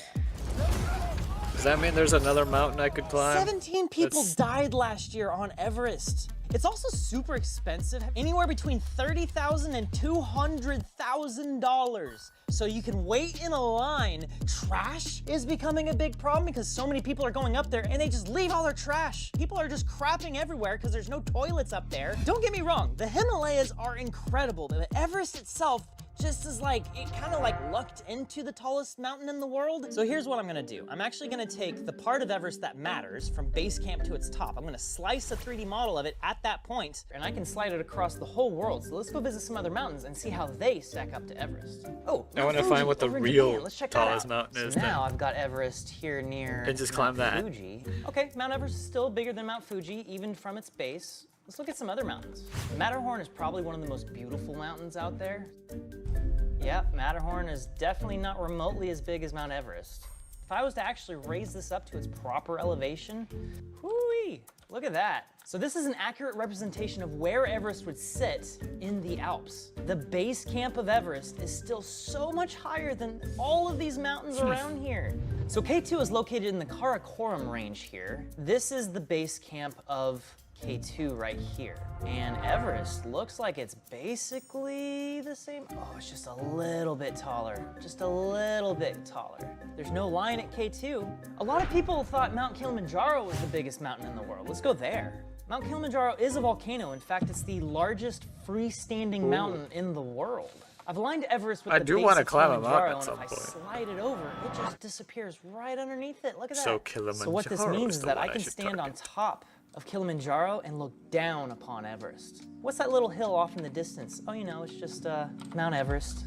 So you might notice that I'm actually running all this in real time inside of Unreal Engine right now, and that's thanks in large part to Puget Systems, which provided me with the new I'm gonna be doing a lot of 3D stuff. So I got a 4090 in this computer, I got some fast CPU and memory in here. Look, our entire studio runs on Puget Systems at this point. Like, just look around. All these computers are all Pugets. They're all Puggets. You know, Puget Systems is from Seattle. Mount Rainier is one of like the main landmarks of all of Washington State. Let's turn on Everest here. Look at that. It's smaller. It's smaller than Rainier. All right, Washington, showing up here, bigger than Everest. Again, none of these mountains are taller than Everest, but from base to top, Mount Rainier is bigger than Everest. These mountains are all awesome, but there's one in particular that is the biggest mountain in the world, and that mountain is Denali, up in Alaska. I love this mountain. It's super cool. Denali comes in at 20,310 feet tall, but the base of Denali is all the way down at 2,000 feet altitude. There's even some places in the park around the mountain that are as low as 200 feet above sea level, where you're looking up at something 20,000 feet higher than you. Jeez. There's no other place on the planet where you can have that sort of elevation gain just with your vision. And it's that contrast that makes Denali truly impressive to me. It's the highs of the actual pretty tall peak. 20,000 feet is still really high, all the way down to the low grassland surrounding it. But here's the thing though, So I have all to go to mountains of Alaska this and climb scale it. are gonna look equally big. It's really hard to discern which mountains are bigger than others. It's a problem with our human ability to judge scale. It's why you can tell that I'm pretty high up, because you know roughly how tall a human is. But a mountain, at a certain point, it's all just kind of like, ah, big! Down in the center of Australia is a big old rock yes. in an otherwise super flat landscape. It's one of the most iconic natural features in the entire country. Just by looking there's at conspiracies it, however, behind this it's thing. impossible to say how large it is. Like, maybe the size of a football field? No, it would be way bigger than a football field. In fact, it would be taller than every building in Los Angeles. At over 1,100 feet tall, it stands out from the landscape like the vista of a just city gotta go climb a skyline. mountain. And to make this fact even crazier is that the majority of this rock is buried underneath the ground. Speaking of under the surface though, there's one more mountain that is far and away the biggest mountain on Earth, but to find it, we have to go below sea level. It's the tallest mountain in the world. Tallest, but not the biggest. Mountain, it's like something in Hawaii, isn't it? Yeah. Yes, she's correct. Hawaii, more specifically Mauna Kea, is the biggest mountain in the entire world. It just usually doesn't count because like 2/3 of it is underwater. But if you count from its base at the ocean floor to its peak, it is 33,000 feet tall, making it over 10,000 meters tall. That's a very exclusive club of one.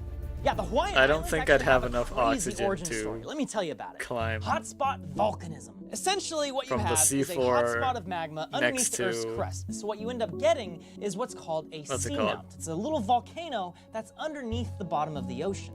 All right, so this is basically just lava, and it's forming a little Hawaiian chain, but it's fixed in relation to the rest of the planet, unlike the tectonic plates that are floating around on top of it. And as the plate moves, it leaves a trail of mountains behind it. Some of them got big enough to breach the ocean surface, like Midway, for example, but the vast majority of them never did. The most interesting thing about them is that they actually trace out the motion of the Pacific plate over the last 80 million years. You can clearly see a point where the tectonic plate changed direction about 43 million years ago when it began crashing into a neighboring plate. And now we're here at present day, Hawaii. There you have it. This is gross. The main island of Hawaii is the biggest mountain on Earth. Nothing else comes close. The base of the big island is over 100 miles wide, creating a bit of an optical illusion. It doesn't appear tall because it's so wide. So let's try something. If I shrink down the width of this mountain until it's as skinny as Mount Everest, we can get a more accurate picture of Jeez. just how tall Hawaii really Yeah, is. no, I definitely It's wouldn't have nearly enough 3 oxygen times tanks taller to climb than from the Everest. bottom to the From top. base camp, of That's course, if I you even know, have the something Everest that camp. can What's withstand that crazy much about pressure. this, though, is that Hawaii could have been much larger if it wasn't distributed across dozens of different volcanoes. Imagine how big it could have been if the tectonic plate never moved. You see, there's one more mountain that I need to talk about, but for that, Is it the one on Mars? we need to go to Mars. Yep. Olympus I Mons knew it. is not only the biggest mountain What do you mean on I can? Mars, I can it's climb the ladders biggest just mountain in fine. What are you the talking entire about? Solar system, reaching over 72,000 Oh, there it is. feet above the Martian landscape around it. Thanks Olympus to the lower Mons. gravity and lack of tectonic plates, the same volcanic activity that formed Hawaii was able to create this geological monstrosity the size of Arizona. At over 370 miles wide, Olympus Mons is so What do you mean huge true, that it looks more Mithril? like a pancake I don't than hear that a from actual you. mountain. It suffers the same optical illusion as Hawaii. Although, if I give it the same skinny treatment, it becomes strikingly tall. The peak of it reaches the cruising altitude of the U-2 spy plane. It is twice the height of Mount Everest measured from sea level. It's like Mithril, I bet you'd run out of breath climbing the ladder because you'd be worried you'd have to talk to somebody at the top. double the height of any cruising plane.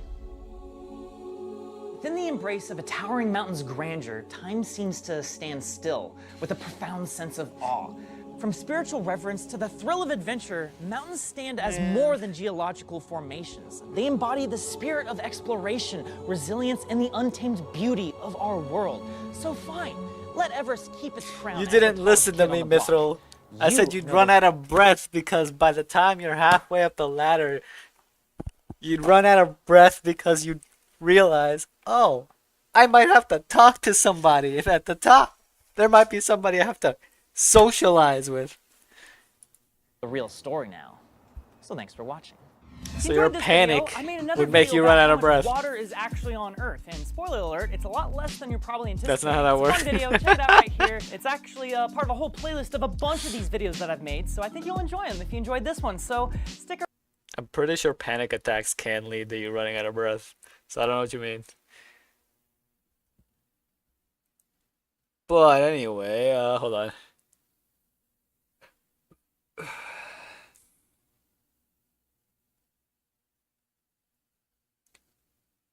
Laser UFO videos. Alright, let's see it. We're visual effects artists. We know what VFX look like, so we know whether or not something is real or fake. Warning, we're about to watch a lot of BS that's been circulating on the internet. So if you have cool sunglasses No! like me, Make your own tacos!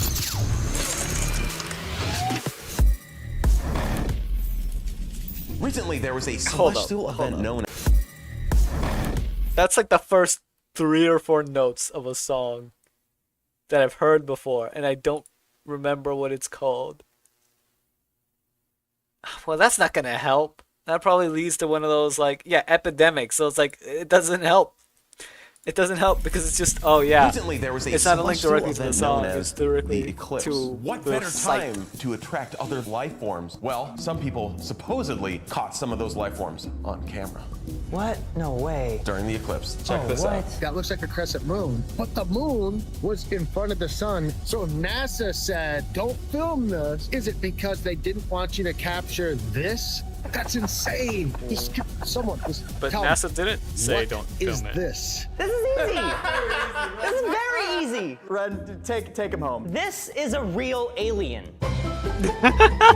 It is a lens flare. Yeah, you would not believe the amount of people who were basically filming the eclipse and saw a lens flare on their phone and thought it was an alien. Oh my God, that is not the sun. It's nothing fancy. It's just light bouncing around inside of all the different planes of glass inside of a lens. It's very standard. Here's another one. This one's a little trickier. Look at that. There's 2 lens flares. So wait a second. Does that mean there's 2 light sources? I'm pretty sure it's some sort of phone case that has an entire like pane of glass on top of that built into the case. The light is going through that first pane of glass, bouncing off of the lens, reflecting off of the backside of that pane of glass, and then going back through the lens again. Yeah. And so that's what's creating that sort of double look. This is an example of what we were just looking at. See, someone's filming through glass and they're getting a secondary reflection. Oh, I see. Look at that. Whoa, dude. Same exact thing. But that effect is not the only thing that was driving people insane during the eclipse. Yo, okay. Come on, this is pretty standard. Super cool. Again, I know exactly what this is. Lens flares and shadows both behave differently during a solar eclipse. Everyone says, you know what?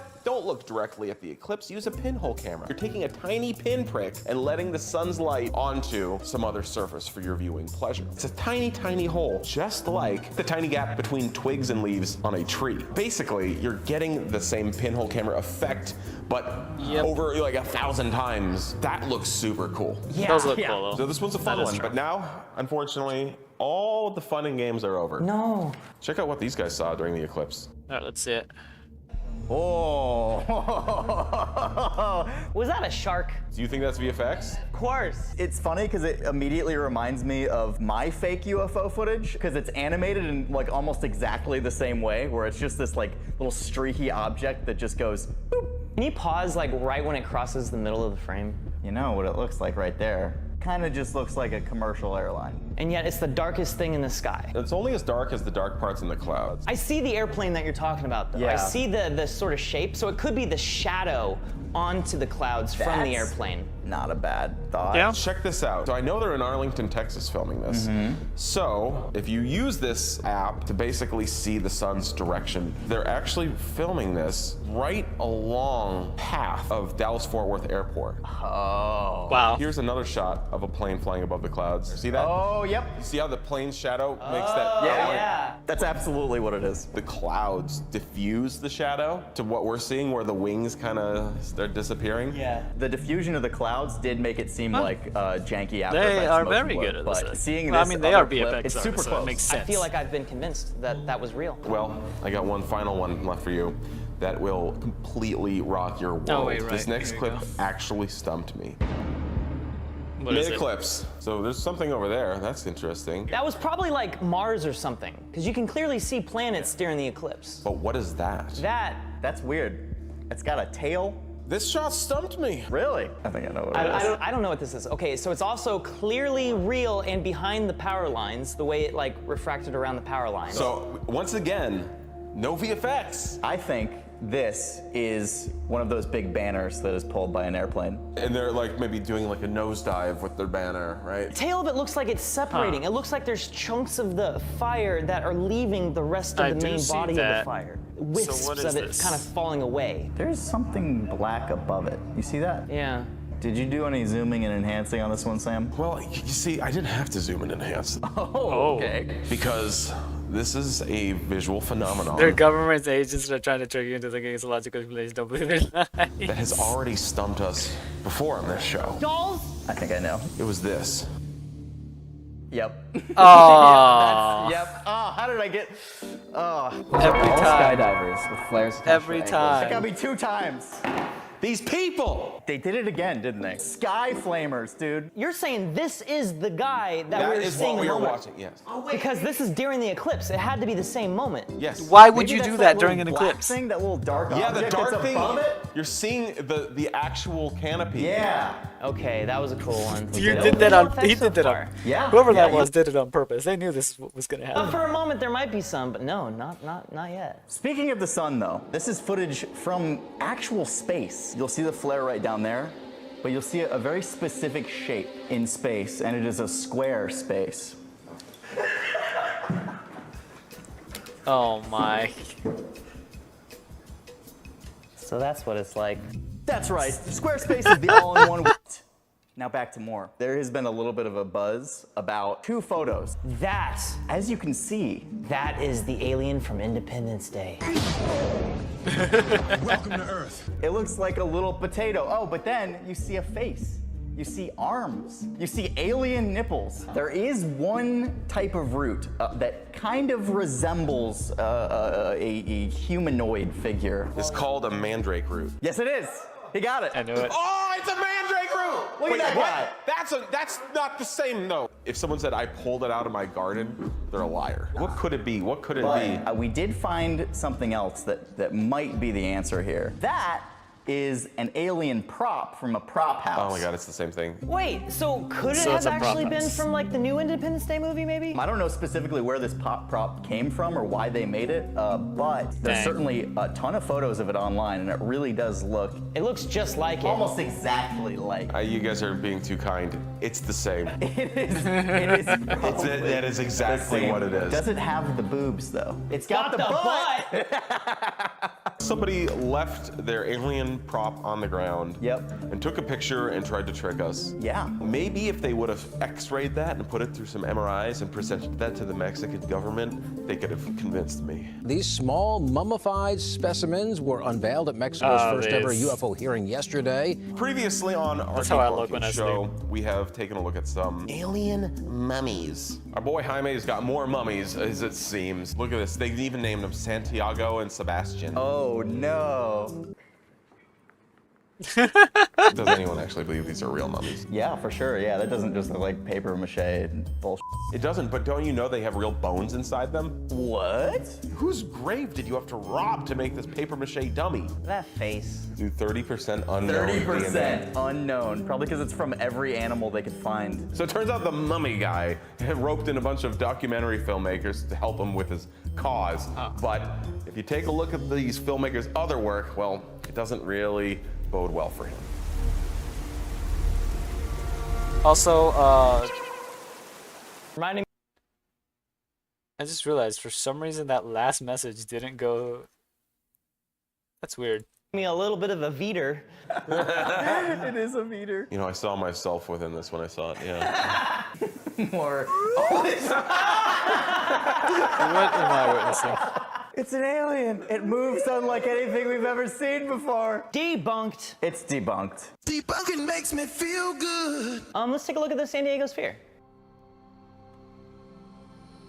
I don't know what this thing is. I'm gonna frame by frame and study the motion blur. Looks pretty good. That looks pretty good. So then someone on Reddit actually stabilized the tree so we can clearly see the orb next to the tree. Now what does it look like? Looks like a balloon. Looks like a balloon in the wind. It's a balloon in the wind. So shout out to the sneezing monkey. He already kind of debunked this. And if you read this, basically there's some sort of like dispute. Some neighbors dressed up the balloon to look like Sputnik and then lifted it up into the air. Oh man. Who knows if this specific story is true, but it's a good story. Kind of makes sense. And it would explain everything we just saw. Wow, that's funny. It literally is a UFO balloon. Definitely a balloon. All right, debunked. Debunked. Debunking makes me feel good. Have you guys seen the crazy laser beams over Turkey? There's these crazy bright green laser beams shooting down into the ground and it illuminates the clouds. Oh my God, someone's playing Helldivers. They're doing an orbital, it's an orbital laser beam. My first reaction to seeing this is a laser can't possibly illuminate the clouds like Are you that. kidding me? That looks so real. What I have a problem with is that it says in the description, it says, green laser seen descending. Yeah. And I'm like, you mean ascending? First off, yes, you're 100% correct. It's coming from the ground going upwards. What's getting me is how pervasive the illumination in the clouds is. I've played with a lot of high-powered green laser beams before. They're not gonna illuminate the entire sky of clouds. But then when it goes to like the close-up and you can clearly see the clouds going by, I'm like, okay, that does look really good and real though. So then I noticed one very key piece of evidence. Look at the cars driving on the highway in this shot. They're streaks. It's long exposure photography. With long exposure, you are exposing your sensor for a much longer amount of time to light. Well, in that case, maybe this laser beam could illuminate the clouds. I started Google searching green beam turkey, and it kept autocorrecting it to green bean turkey because they thought I was looking for a recipe. And then I found this website. I was like, whoa, interesting. Green mega laser in Germany, though. That was the thing. I was like, this is Germany. This isn't Turkey. And then I saw this photo, and I was like, wait a minute. Oh, it's not Turkey. That's They're the lying. same cityscape. Wow. So then I found the original video clip. Look at this. That's wild.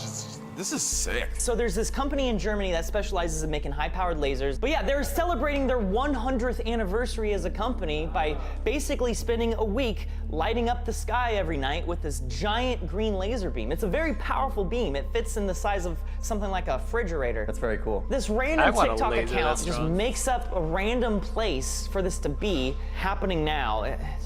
Man, it's seriously, the one thing I've learned from doing this debunking show with you guys is that like, the internet loves to just blatantly lie and make up stuff all the time, trying to pass it off as real. I've got a clip. The Wichita Tic Tac. Just take a look. Oh, there's a plane. Oh, what is that? It's a pill. It's a pill object. It does not create contrails. Has no wings. It just floats. What the? Oh, that was a weird VFX. tracking thing. VF. What the? Oh, Yep, there it is. That was a weird VFX. tracking thing. VFX. Did you see it slide? Yeah, see? Hold on. It was either a sliding VFX or they did a slight sidestep. Yeah, can we go back? I want to see that again. No, that's someone just sidestepping. Because of the extreme perspective, we're seeing things slide unnaturally. It literally looks like a tracking error because the phone's digital tracking is basically sticking to the branches. Yeah, I'm starting to become more convinced that this is actually photographed for real. This is not a visual effects shot, but what is it? It looks like a blimp now. Yeah, but it's moving too fast. Blimps don't move very quickly at all through the air, and this is moving very fast. Blimps don't go that high. They also don't go that high. There's an alternate angle this as another, well. Even though it's an alternate like, angle, we're laser still thing? kind of seeing Or not laser the thing, same another, sort of pill shape. flare thing. What is this pill object? It could just be a balloon, man. I don't know. In big, like, commercial airline planes, they typically leave contrails, but in small planes like this, prop planes, you don't get the contrails. The wings can blend very well into the background. I think what we are seeing in that video is a small passenger plane like this that is simply being reflected by the sun. Yeah, that would make a lot of sense. That makes a lot of sense. The wings are at the right angle. The sun is hitting it in just a way that you're only seeing the body of the plane and nothing else. With a little bit more critical thinking, you can pretty easily debunk this. Debunking makes me feel good. This clip is one, I'm gonna just say at the front, I could not figure out. I need you guys' help. Those are not meteors. That's weird. It's like a collection of stars that are all like twinkling in succession. But then it gets more interesting. They start moving. Those are not meteors. They were closer. They're leaving. We're looking at real motion blur, subframe motion blur. It's perfectly tracked into the skies, so I'm pretty sure what we're seeing is at least not a visual effect. What the heck could this possibly be? Especially because I found a second clip of this. Can you just tell us right now, it's definitely not a collection of hundreds of skydivers, right? Because I really don't want it to be that. When we looked at the one over the UK, that was just like a dozen lights or so. This looks to be upwards of like 100 or more. Drone light show. That's a reasonable guess, but I don't think it's a drone light show. Drones don't move that fast. If you've ever seen a drone light show, they're pretty slow. Here's the thing I really think it is, though. I'm seeing something that's so high up in the sky that it's catching sunlight. That was what I thought, yes. Could it possibly be like a constellation of satellites? I remember there being a bunch of talk about the Starlink satellites. The rocket goes up, and once it's basically up at orbit, it starts dropping these satellites one after another in a train. Here is a real-time map. Oh, ew! There's so many satellites on Earth. Oh. SpaceX has almost launched as many Starlink satellites as humanity has ever launched any satellite. Yeah, so I zoom in here over Palmdale, essentially. That We're is a seeing lot of what Starlink looks like satellites. maybe a dozen or so satellites in the entire region. You're not gonna see a giant clump of what looked like hundreds of dots flashing in a certain small part of the sky. It's not the Starlink satellites we're seeing in this clip. Maybe it is like space debris, something breaking up and falling, but that has a very distinct look to it. Check this out. This is space debris. That's what it looks like when something breaks up in the atmosphere. Nah, that's just a ton of They all have Helldivers. these trails, they're all incredibly bright, they're not flickering. That is not what we were seeing. It's not space debris falling out of the air. It's not Starlink satellites. It's not a visual effect. Are we not going to be able to solve one of these things? We've been freaking hitting home runs all day, and then Or you bring this maybe to like us? I told you. high I don't know if altitude you're ball being real. lightning. Do you really not know the answer? I'm being for real, man. I don't know what this is. What if it's space debris before it enters the atmosphere? So it's not burning, but it's reflecting That's possible. the light from the sun. That's possible. Yeah. It's got the shape of debris, aka it's like this, it looks like something's just been dispersed very randomly. Second of all, it's moving at the general speed that stuff in orbit is moving. That is true. It is moving about that fast. It's gotta be. Yeah, I mean, that's, I guess, our best guess, yeah? Because I think I can't you're imagine right. it would be anything else. Guessing makes me feel good.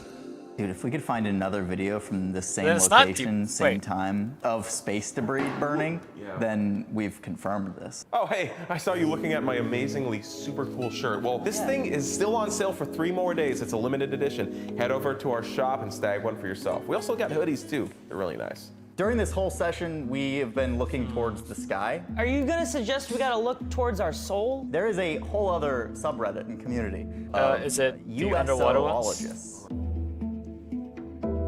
There is a very, very bright blue glowing object under the surface. That's very bright, all right. I Wait, can see the what? light. It's panning. It's a light Moving. beam. It's It's a light beam. It's a panning giant around. flashlight. There's something else in the water here now. Oh my God. As you can see, there's that is chilling. some sort of Holy cow.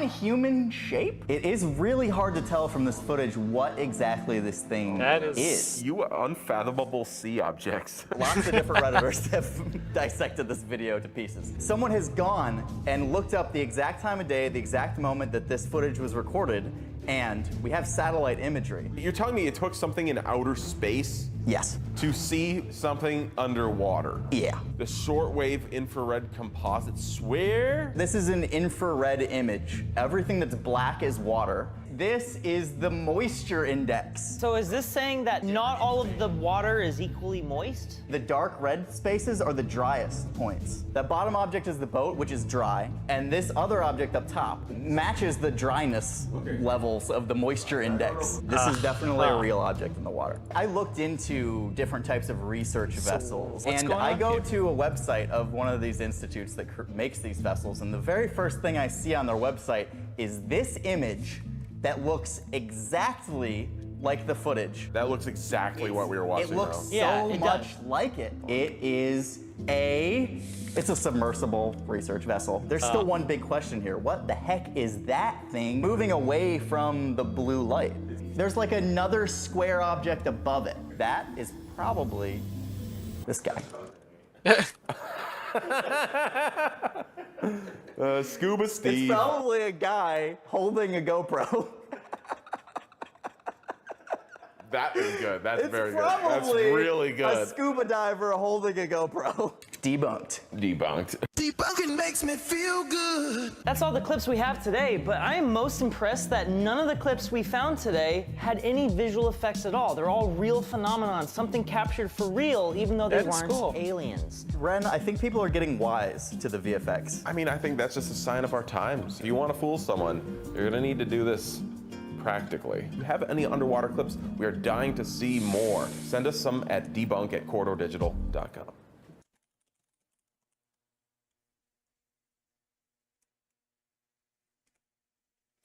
Okay. Let's see. Oh wait, no, I forgot to give it a like because I actually like that. Okay, let's see. How we fake this impossible shot? Wait, what do you mean? If you could put a camera on a bee, I bet it would look a lot like this. Wait. Is there just like an actual video behind this? You know what? I think they do have a main corridor digital. Let's see it.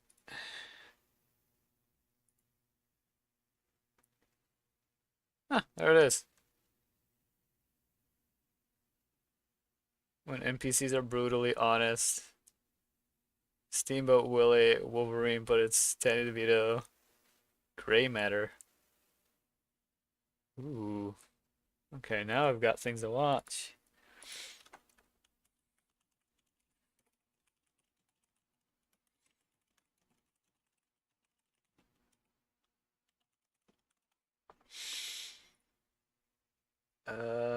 You know what?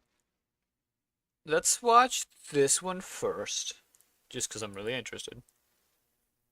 And then we'll watch the B one, and then we'll go back to the other video. If it's gonna load.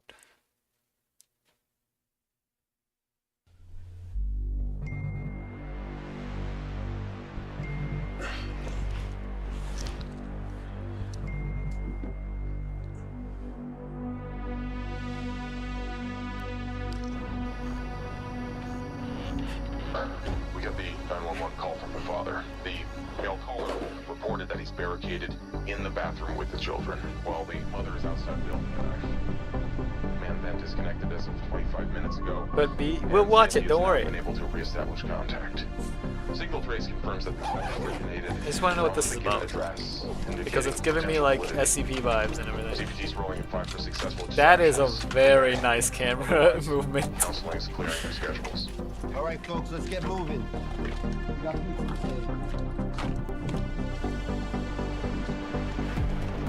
All right. Go to apartment 6. Let's move.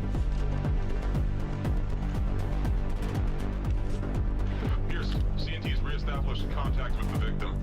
Patch me. Are you hitting the door with something heavy? Sir, I need you to remain calm. Can you reinforce the door or find a safe spot in the bathroom? I blocked it with everything I could, but it won't hold for long. Next apartment's up. 243 in progress. Double time. If she gets in, I have to protect my kids. I need you to keep talking. Is there anything you can say or do to de-escalate this situation? Sir, can you talk to me? I'm trying, but she's not listening. She's not herself. Oh, God. He's hitting the door again. Wait, what? She's broken a hole. Stay calm. Officers are en route. Keep yourself and the children safe. Oh.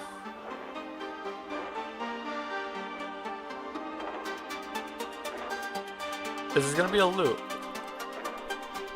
No, like a loop. Like the whole video is gonna start from the beginning, and he's gonna be the one who's like in the position of.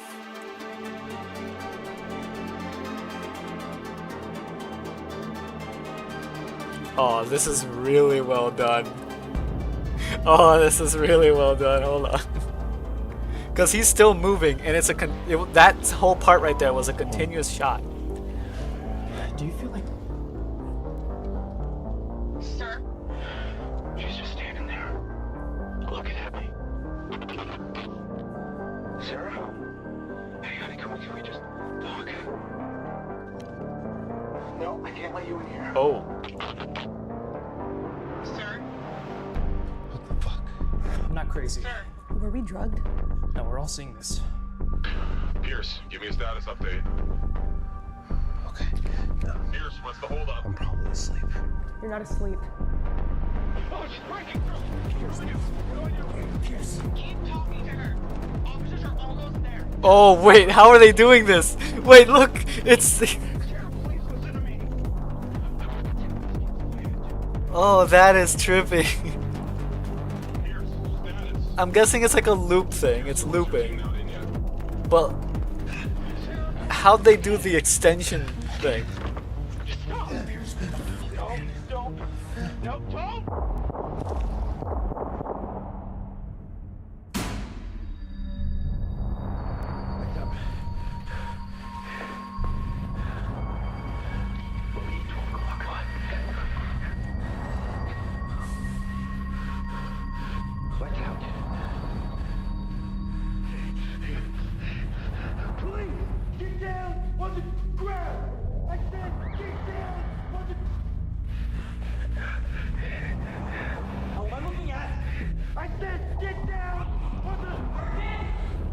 What?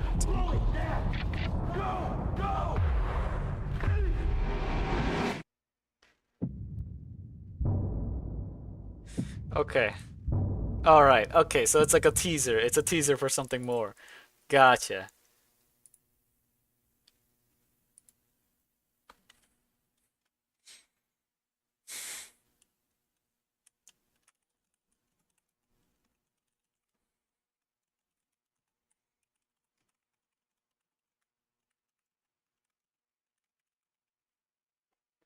Hold on. Here's your bees. Here's your bee video. Cat.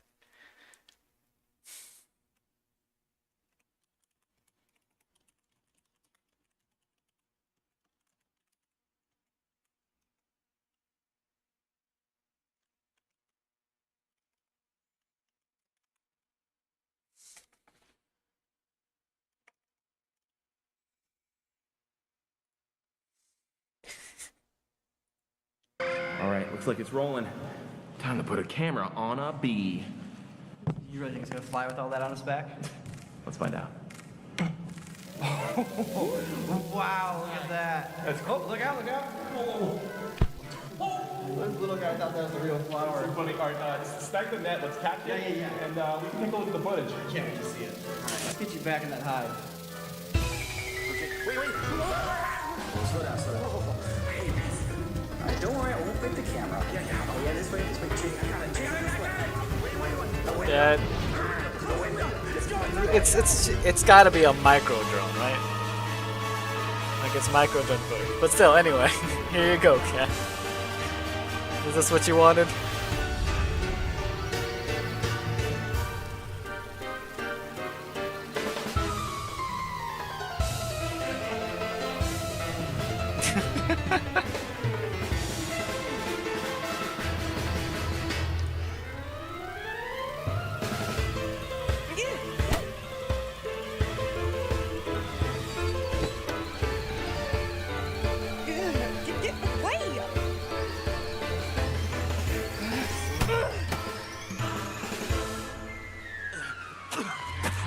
So the GPS, it says it's around here somewhere. I think. Oh, there it is.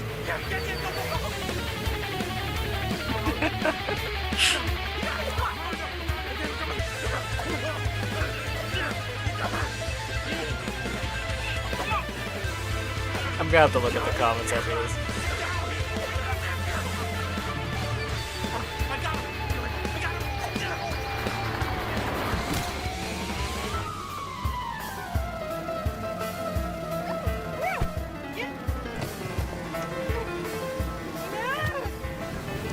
I'm sorry, but who swats at a bee? I feel like that's just asking to get cheese. That alleyway. I feel like that's just asking to get what's it called? Stun.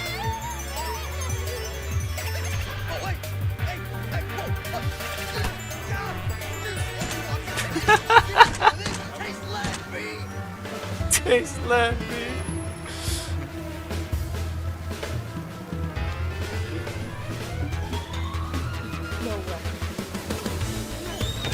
understandable reaction. What, pulling a Glock on a bee?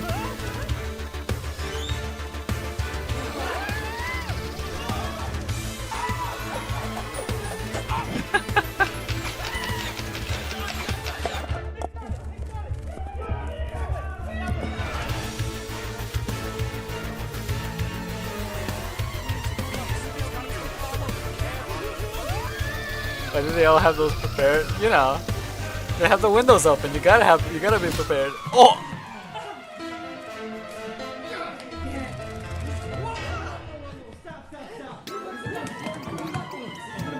Get it!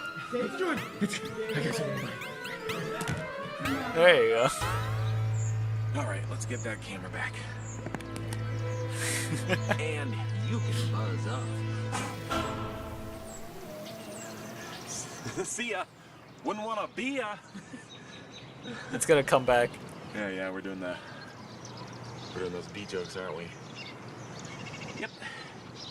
Bee jokes. That cut off. Just alright. This corridor we've had in a while. Cameras on the bee. Is there a butterfly carrying microphone around?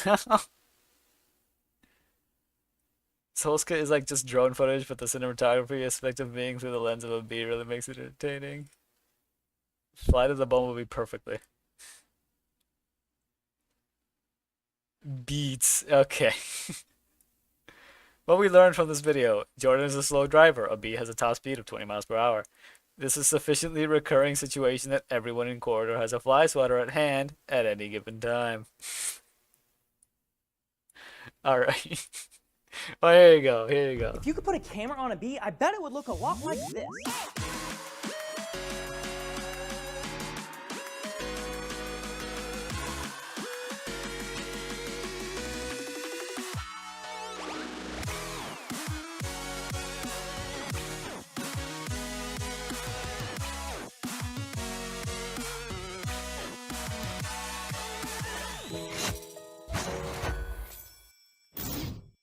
Can you think of an impossible shot? No, I mean, there's not a lot left, but I can think of one. A camera mounted to the back of a bee. Now, that might not sound that crazy, right? Because we've seen cameras on like Falcons. We've seen cameras that can slide into blood vessels. But I mean, a camera that would have to go on the back of a bee would be so inconceivably small. Even if you could capture the footage, you wouldn't be able to capture the bee. Finding a way to pull off this impossible shot is our challenge today, because we've written an entire short about a bee that escapes and causes havoc.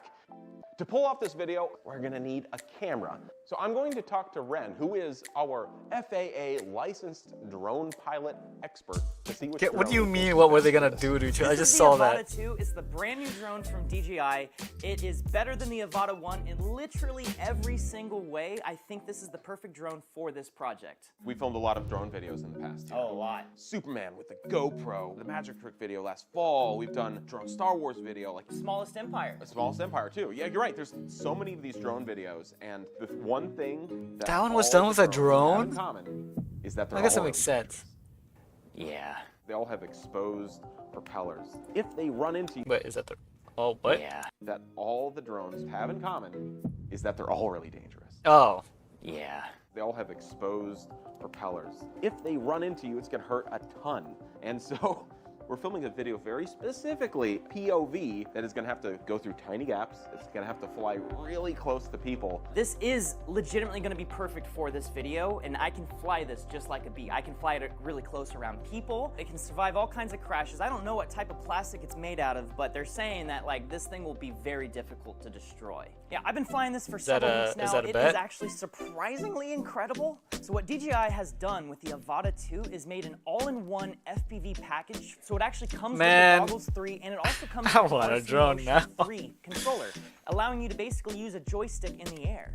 What's cool about the motion controller is that now you can press a button and it'll do a flip or a barrel roll just for you. Got the easy flip, the easy roll, and an easy 180-degree drift, so you can like spin around objects as you fly past them. They've upgraded the camera from the Avata 1 significantly. It shoots 4K 60 FPS with HDR. It's got 155-degree field of view, so like super mega wide angle. It even shoots 10-bit log footage. And of course, they're well known for ludicrous transmission distances. You can fly like a mile away and still have a super solid, reliable connection. And at 60 megabits, that footage is super crystal clear directly in the goggles. If you try this out, you're gonna want to continue flying FPV. It's a gateway drug to cinematic flying, I'm telling you, it's really cool. Well, so the next thing we have to figure out here is, what are we gonna do about the bee? You know, we could do the bee practically, because in Superman, I just did green screen arms, then Drone Star Wars, that was practical printed stuff. We were able to get like a really good element to put in front of the footage. I thought that worked really well, so maybe we can actually try to put a real bee in front of this, but like how do... My house is kind of like a bee graveyard. I have one freshly exhumed corpse. This bee, I guess, died of natural causes, Yeah. I assume? You know, look, we have the real thing here, so we should at least try it. No, I'm actually super on board with this. I didn't know you got like an actual real bee today for this. Have you seen Mad Max, Fury Road? Of course. You know the guys on the front of the car? Yeah. It's kind of like that.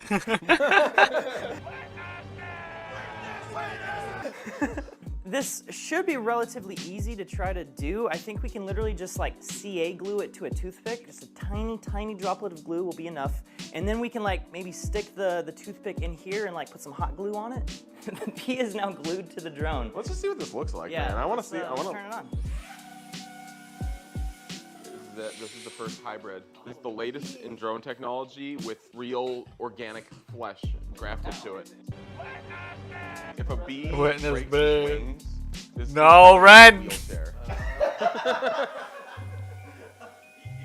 Yeah, so you can see how it's just so out of focus here. Out of focus is okay, I would say. It's supposed to be a real video. The intention is to like visually make this look as realistic as possible. This is really funny.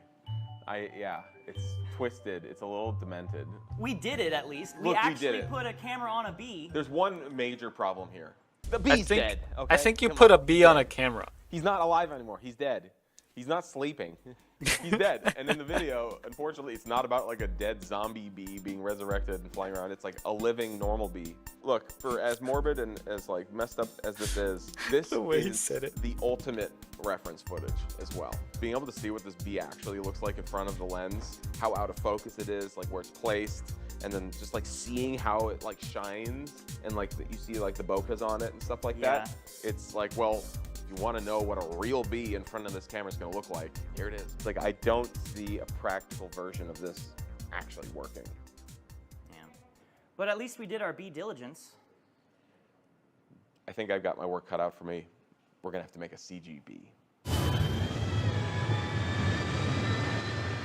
So we've actually been in a similar situation before. Our previous video, Drone Star Wars, was very similar to this, except we used an actual practical 3D printed like cockpit replica, which allowed us to actually just practically film it outside and match it up to the footage.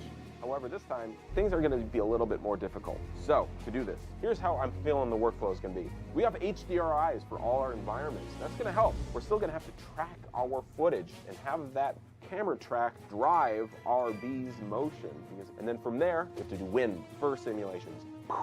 We do some wings flapping, maybe turning a little, you know, a little animation. We have to bring it to life. And then we have to render it. Sam's got a V1B. A B1. B1. Oh, whoa, what the? Wait. Looks really good already. Whoa, dude, the reflections on top of the bee? Mm-hmm. I'm really thinking hard about what this would have to look like to be even like watchable / convincing. I mean, for me, it's just the fur needs to vibrate more. More fur vibration. It's not bad. I'm not a fan of the fake vignette, to be honest. Well, it's gone. I think you could do a little bit of vignette. 50% vignette. Well, I bring back like a little bit of the fisheye and a little bit of that distortion, but I would just like tone it down. I wouldn't quite cut into the field of view quite as much. Yeah, exactly. Maybe have the bee's head follow the path a little bit, Totally. you know, or have the antenna go little. This is the sort of work that has a pipeline behind it, you know? It's like, take the shot, rinse and repeat. So the proof of concept isn't perfect, but people are responding pretty well to it, which is giving me the confidence that we're ready to shoot. And that's gonna be a pretty big challenge because there's gonna be a lot of locations here. have like our bee escape and wilderness phase. We have our fun hijinks in the city phase. And then we have our big like office kind of hijinks phase.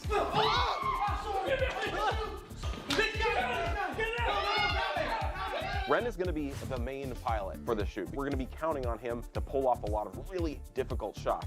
Well, the biggest considering challenge how Ren's been flying drones for forever, it's not destroy the drone. 2, pretty good. Not chances. Damage any people. Not hurt anyone. Safety concerns. Guys, we're talking about safety. You guys have already seen me fly around. It's not too big of a deal. If it hits you, it might like hurt a little bit, but it's not gonna like damage you or anything. Never try to like poke it with your fingers.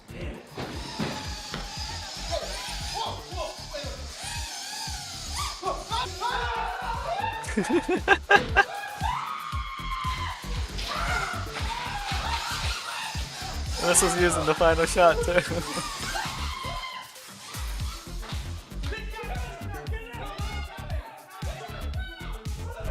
This is all good.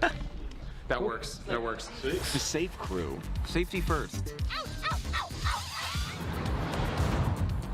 Dude, I almost hit the trees on the exit there, but it looked pretty sweet. Yeah, I was like, oh man, he's not launching. He's not launching. But this is pretty cool. What you're seeing in the goggles is like crystal clear. The goggles also feature a pass-through mode so you can see the environment around you. You don't have to take the goggles off. And it also has picture-in-picture with the drone feed itself. Dude, we're doing some guerrilla filmmaking. I think we got it. All right, so we're good. Yeah. Name something more terrifying than being in a moving vehicle and a bee is trying to sting you.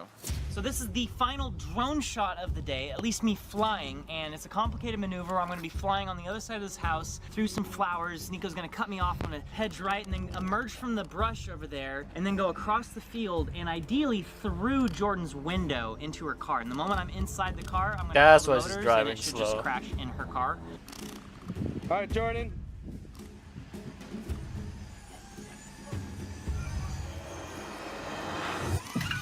Oh, close, so close. And your car's fine. I think you hit right below the window. It was really close. I mean, it was pretty close. All right, one more. And action. He had to time it better. Nice! Nice! Yeah, that was good right there. Aced it, like you said. Oh my god. Funk, and then yeah. That's great. Crazy. So now that our shoot is finally done, our footage is in the can. Ren's job is finally over and he can rest easy. But for me, well, this is where the potential nightmare can actually begin.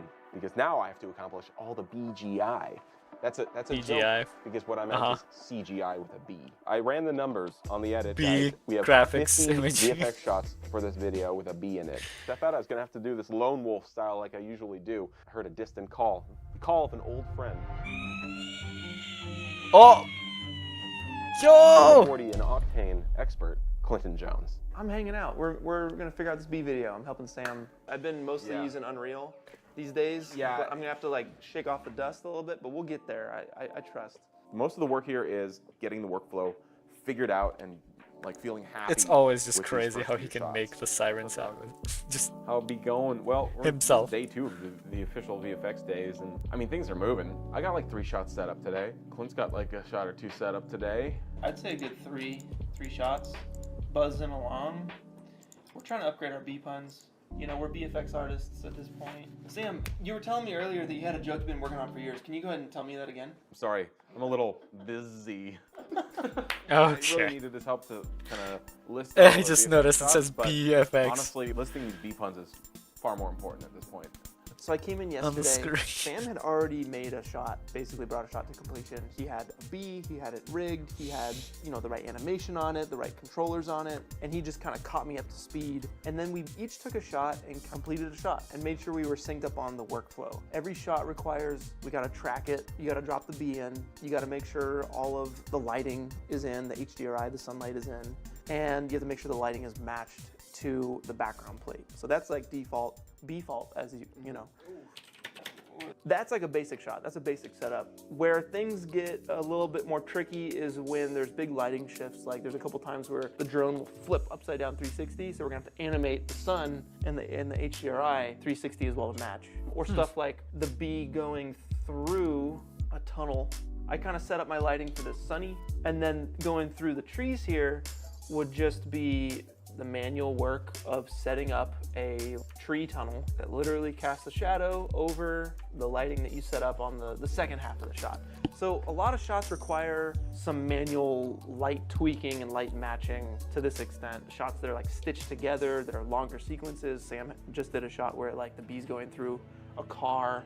Those are a little trickier shots, but we got the workflow down. Like, it's moving.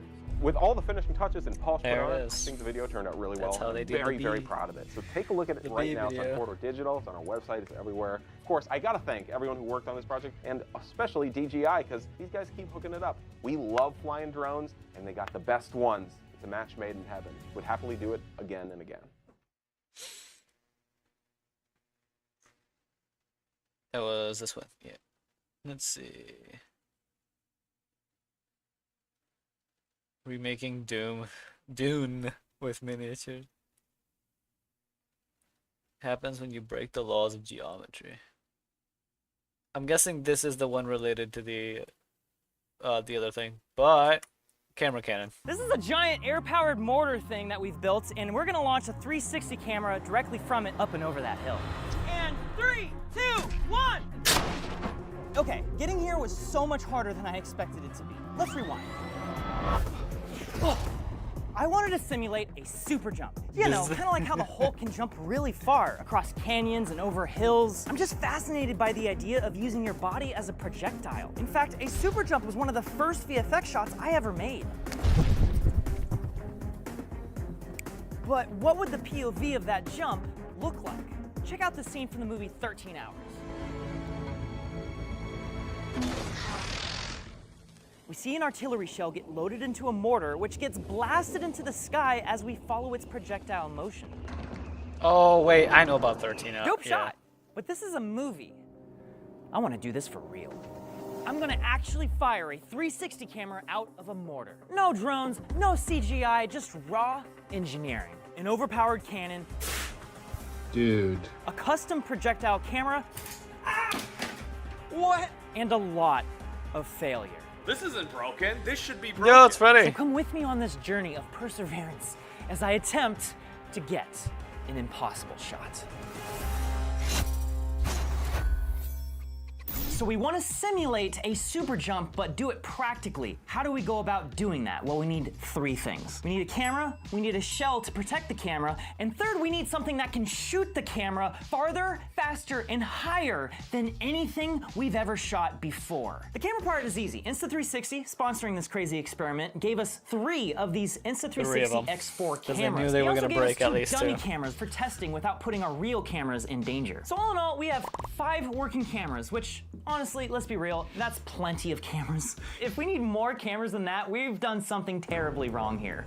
Foreshadowing. But the thing about 360 cameras, they see everything, almost. They don't see the selfie stick that you hold the camera with, and that's because these 2 lenses are recording 2 images that get stitched together, and where that stitch line is a little bit of a gap that we can hide stuff within. So what I have to design needs to stay within this plane of invisibility as much as possible so that it doesn't obstruct the shot. For the final part of this build, we need an air cannon that is so powerful, it essentially becomes a mortar. But I don't know how to make a powerful air cannon like this, so we need to bring in an expert. My buddy, Eric Beck, who you might actually recognize from the OG YouTube channel. Indie Mogul. This guy builds some of the most insane machines that you've ever seen. He's an animatronics expert. He made a punching machine that can knock off heads. I think Eric will be the perfect person for this job. And I think he's here now. So I wanted to bring this in for demonstration purposes. This is an air cannon that I made a while ago. Functionally, it's pretty similar to what I'm gonna be building for you guys. Okay. It's basically an air tank, a valve, and the barrel. For air cannons, it's all about the valve. It needs to open as fast as possible, otherwise you're just wasting all that pressure. So if like our previous cannon where it's like hand cranked to like open it, we're losing a lot of pressure and power, even though we're going as quick as we can. Sure. Air pressure's leaking out as we're going Like once the thing leaves the barrel, you're done. You can't add any more energy to it. So it's all about how much energy you can add to it while you're still controlling it in the barrel. Which means opening the valve as quickly as possible. Absolutely. We need to build you a new cannon that takes some of these principles and all the extremely nerdy research I've done on the internet to make the ultimate air cannon. Man, I love hearing that so much. My plan is to design the actual shell for the Anytime camera, I think of and air cannons, I just think of like ideally incorporate some sort the of age-old parachute potato system to help cannons save it. back I in the haven't day when people figured used to out make those all the any of time. that yet. So And they next don't time make we them meet, hopefully anymore. You'll have a cannon, and I'll have Oh. a projectile.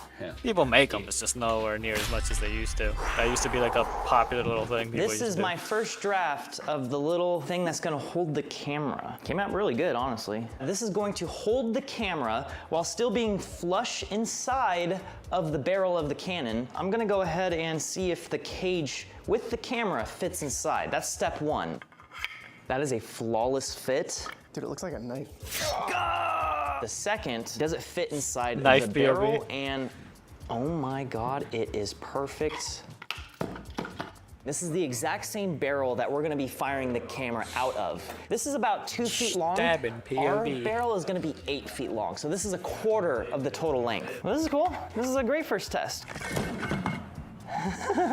This is what it would look like if you're inside of a tube. This cannon is going to be so much more powerful than anything we've used before. I need to figure out a way to safely land the camera.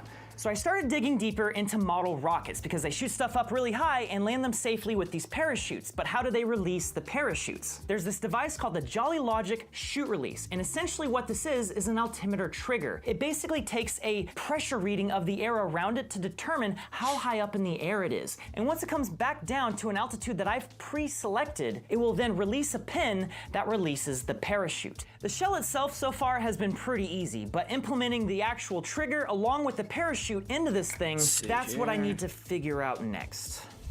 Welcome to the world famous Eric Beck Studios, aka my garage. I've been working hard at piecing together the cannon, and so far things have been going pretty smoothly. At this point, I think we have a fully functioning prototype, so I guess we gotta test fire it. It's gonna be loud. 3, 2, 1. Ooh. Here's the middle of the door. Holy. Oh! If I didn't already lose my deposit on this place, I did now. Here we go. Wow. Dude. I don't know, buddy. We may have gone too far on this one. And just for reference, I'm 6 foot tall.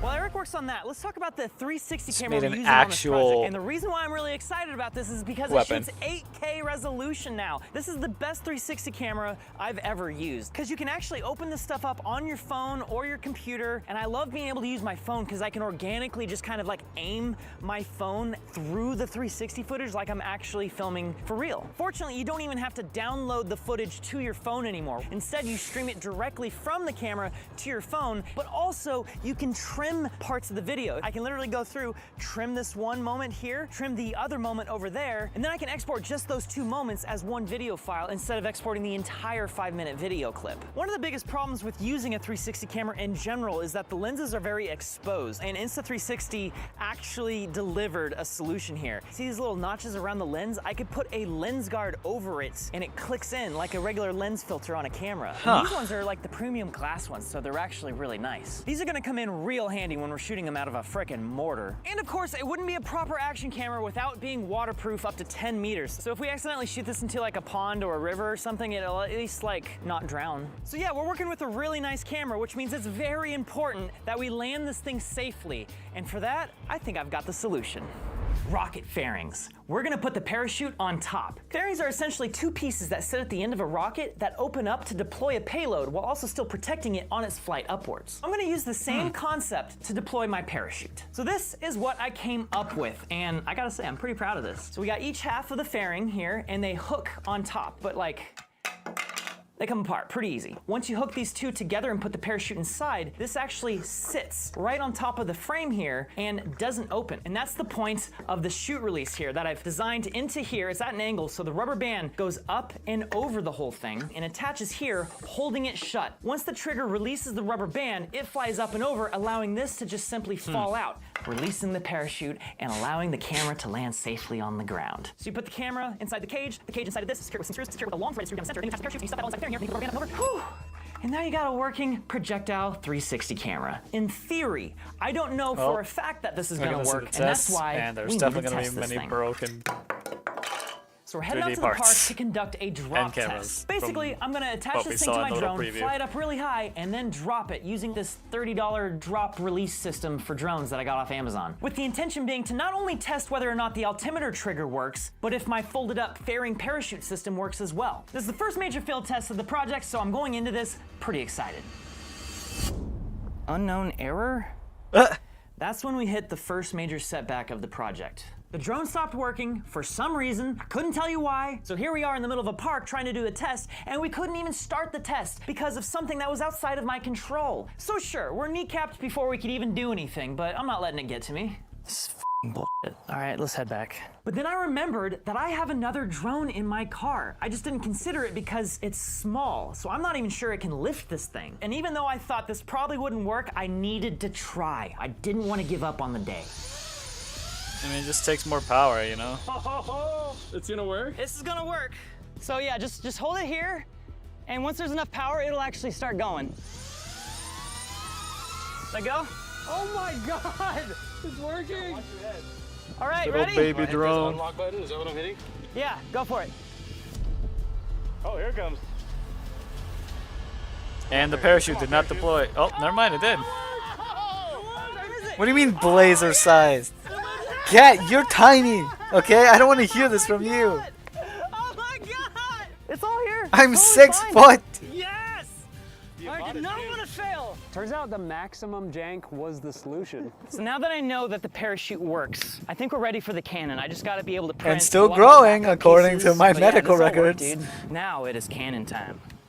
Here we are at Rockahula. It's an abandoned water park about halfway between Los Angeles and Vegas, and it has a really big hill for us to shoot our camera over. Eric and I have both tested our builds, but today we combine our builds so that we can truly test what it would be like to jump over a hill. All right, let's get this thing out of here. 1, 2, 3. So this is easily the biggest air cannon I've ever built. And that's saying something. You've built a lot of air cannons. I have. The heart of this beast is this 2.5-inch industrial pulse valve. And this is used in giant industrial dust collection systems. Okay. So it's able to hold all the pressure and release it all relatively Crazy fast. Crazy fast. Okay, so very fast. When you press a button on the controller, this releases a little bit of pressure, which is just enough of a differential that pops the giant diaphragm valve in here. And it has integrated pop-out support legs. Oh my God, Nice. dude. Yeah, it's taller than you. Do you want to see the controller? Oh, I would love to. Okay. What is, oh, whoa. I had a lot of fun with the This is the controller. whole thing. I think you're ready. It's the new key. So the key goes right there. So this is your pressure gauge. That This- is arm. This is Go ahead and press that arm. one. The button lights up. And then you That is flip up, cool. And then that's now you're hot. You can press it. And it'll fire. This is so much more than I was expecting for this. Got a little like corridor themed little cap here too. That was a favorite. That was a last minute addition. Eric, I think you did an amazing job with this. I am now more literally stoked just than ever to a actually fire this thing. I think we should nuclear kind of like weapon scope out the area control. a little bit here. I think we should try to Even figure got the out where our launch first key and shot should everything. be. I was thinking we can maybe set up the cannon like right down there. It fires up and over this hill, and it should just glide down somewhere in that area up there. When you said hill, I imagined it much smaller. Oh, this is a lot bigger than you were thinking? No, it's awesome. All right, are we ready? I'm gonna hit roll on this. That is weird Grab looking. the stuffer! I can see it going down. Oh my God. Hi, little buddy. It is now loaded. I'm gonna do 3, 2, 1, go. And 3, 2, 1. Exactly what I hoped wouldn't happen happened. It the blew thing up. broke up on Yep. exit. It seemed like it came apart really quick, and then like there was a lot of drag. I mean, it's got to do better than the first one, right? I know. It's probably Ren's fault. Yeah, that's my fault.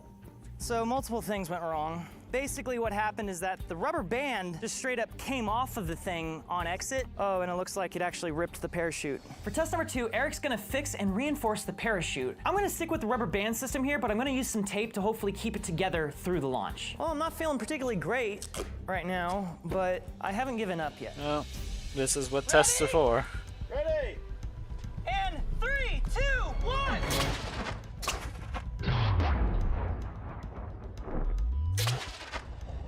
There goes the parachute. Oh. I heard it shatter! the fairing system failed immediately on launch, putting all of that force right into the parachute, which ripped it away completely. Oh no. Oh no. Why did I have to land here and not like in the dirt? The dirt is right here, dude. I'm so sorry, Insta360. Jeez. This was supposed to work.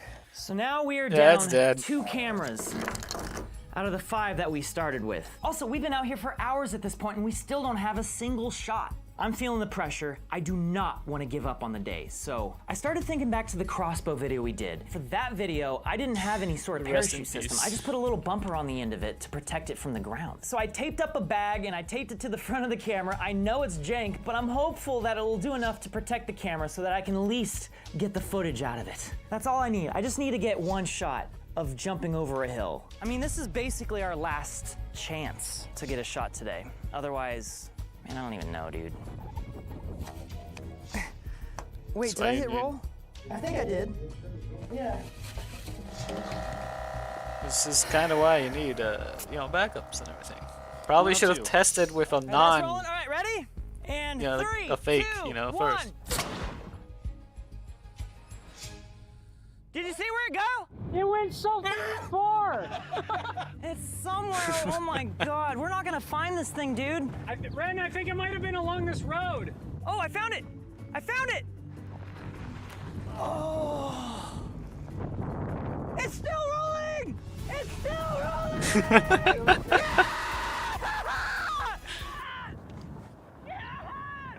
This whole time I only needed a plastic bag. However, upon reviewing the footage, we found that the stabilization was all glitched out. Oh. I think the hard landing it took messed up that data somehow and it just ruined the shot completely. Yeah, that didn't work out as planned. We either just live with what we got one shot, that kind of works. Or we somehow delay this video a week so that I can figure out a safer way to land the camera. We could end this video here. We could end the video like that. But to me, that is giving up, and I hate giving up. You know, I thought the Nerf drone was a really complex build, but this is quickly turning into something that was significantly more challenging to design. I know I say that every time. It's just, why is it always true? I mean, it worked on the test drop, but dropping and then opening is very different than getting shot out of the cannon at 100 miles an hour. 180 Oh, what's up, Freddy? upon Well, checking. the first test didn't work. Some random we're guy 2 and 2 probably. cameras, and my design, I'm basically just restarting from the beginning. Why don't you make a fake camera first? I did.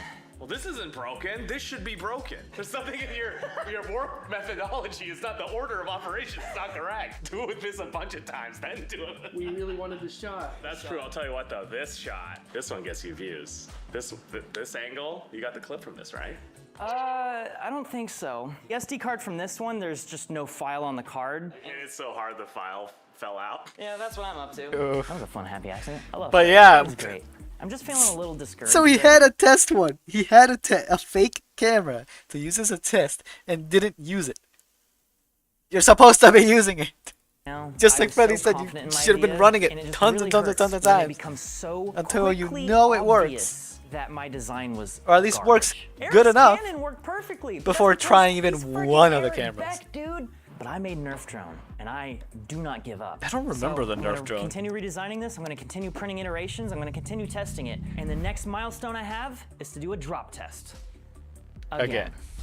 Drop test day number 2. We're back at another park here. I think I have a design that is gonna work. I actually have a cavity at the bottom of the whole thing, which is where the parachute goes. There's just enough friction that it doesn't fall out on its own. So I added a little air scoop right here that you can see. The idea here is that as this is falling, enough wind is gonna go inside of the scoop to blow the parachute out. I hope. I'm starting to have a lot of doubts. So I'm gonna actually tape a ribbon to the end of this right here, and that'll be secured with the parachute. But once this goes, the ribbon will just immediately fall out, and I'm hoping there will be just enough drag on the ribbon to pull the parachute the rest of the way. Okay. That is an I got really nervous all of a interesting sudden. I had so much confidence way coming of out here, doing and now it. I'm nervous. But All right, I can Austin, see how need it you to could hold work. this. Okay. All right, ready? I guess so. And off it goes. I don't even see it up there. Where is it? Yeah, I have no idea. Okay, it's stable. 3, 2, 1. Oh, there it goes! There it goes! There it is! There it is! Oh. Did it work? Yeah, it should have deployed way earlier. Oh, dude. no. It ripped the parachute again. Dang, this parachute's trash now. Also, where'd the ribbon go? Dang it, I keep accidentally littering and I don't want to. So yeah, this drop test failed, but that's fine because it's very clear where this failed. Specifically, it's the strings ripping away from the tarp of the parachute itself. So I'm gonna reinforce thought you learned this those by from the putting first duct tape time. around them and then sewing through it. That should give it enough strength to withstand the high speeds we're working with here. So I did another drop test, and this time the parachute worked perfectly fine. It held up, but where it attaches to the print is where it broke there. Dang it. Fortunately, I had a backup print, so I was able to redo the test, get it back up in the air, and then dropped it. But this time, I forgot to turn on the release mechanism. It's a lot like going skydiving and Without a bringing your parachute, but forgetting to pull the ripcord. That one also slammed hard into the ground. And even though the camera was still recording, once I stopped, that camera died. Which means that we're now down 3 cameras out of our original. Use the Another fake but that's okay. I camera. reprinted the whole shell and I did another drop test. There it is. That's the fake one. Why aren't you doing this with the... And dropping. There it goes. Oh no, oh no. Exactly. That would have been another Parachute lost must have camera. just been too snug inside that cavity. So I guess the ribbon was not enough drag. That would have to been pull the another parachute out. dead That means camera I if he need hadn't more used drag. I need a mini the fake one. parachute for the big parachute. That's what we call a drogue. So using the old ripped parachute, I cut out a small parachute within that. I reinforced it in the same way, and I attached it to the top of the parachute to go out for another drop test. Because god dang, we need to get this thing to work. All right, ready? Please tell me it's with the see test it. one. Please don't tell me you're using like. Ah! Oof. Here's the thing, tomorrow's the day. There is no more time for testing. Tomorrow we are shooting this out of the mortar, regardless of whether or not we have a successful test. Obviously we did not, but I'm confident enough that this will work well enough that we'll get a workable shot. And that's all I need right now. It's very frustrating having this many failures back to back to back. So that did... Are you serious? Did that just happen? But here's the thing about experimentation. Failure when testing is not actually failure if you learn something from it. I was able to incorporate what I learned from each of these failures into the next iteration. So even though I kept failing, I kept improving to the point that even though we're no longer testing anything, I don't see how this isn't gonna work. Here we go. This is the final prototype. You're telling me you couldn't We're have up here on tested top it of with a the large levee. fake. We got the cannon down there. Just We're real gonna fire quick. it up and over the levee and out into the wilderness. No one's out there. It's gonna be safe. Yeah, at this point, I need a win, so I'm ready to get into it. Let's do it. I'm excited. I'm super impressed with all Ren's redesigns. I'm optimistic, and I'm excited to fire the cannon again, just because it's fun. It's still nameless, though, so, you know, in the comments. Rolling on this thing. Please work. You ready? I'm ready. Okay, 3, 2, 1, go! Yes! Yes! I lost it. Where'd it go? I don't know. Uh-oh.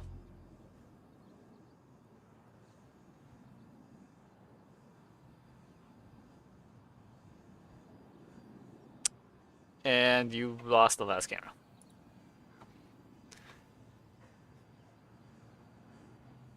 I think I forgot to turn on the parachute trigger. Bruh. Bruh. No way I'm gonna find this. This is literally my worst nightmare come true. That's like the worst thing I could have possibly done. It is literally the worst thing. Bruh. How? Well, that sucked. This time it was not a failure of design. It was a failure of me, my brain. Because the parachute didn't deploy, we weren't able to see where it actually went. Based on how far it shot in Rockahula, a little over 900 feet, I was able to pretty accurately guess where it should have landed, and I scoured that entire area. We spent hours looking. I even went back the next morning with my wife to continue searching, and with all of our combined efforts, we still could not find it. It is actually Did you not have a drone up there? I saw a drone up I there. lost the prints, Lost the parachute that I sewed up. I lost the altimeter trigger, so now I have to buy a new one of those. They're not cheap. But worst of all, we lost a perfectly fine camera, which leaves us with one last camera. it wasn't the last one one. out of the 5 we started with is all we have left. And I still don't actually know if this is going to work. I mean, if you want to try to find it, feel free. Here's the GPS coordinates for the location that I think it fell in. It's all yours. Keep it. I don't care anymore. But maybe just like send me the SD card or the footage or something. I'd love to see it. So while we wait for the altimeter to arrive, I wonder if anyone actually found it. Because Eric actually shot some super slow-mo shots. He was shooting at 1,500 frames per second. That's 1, 2, 3, 4, 5, 6, 7. 7 frames to go the length of 480 centimeters. That comes out to 103 meters per second, which is, oh my God.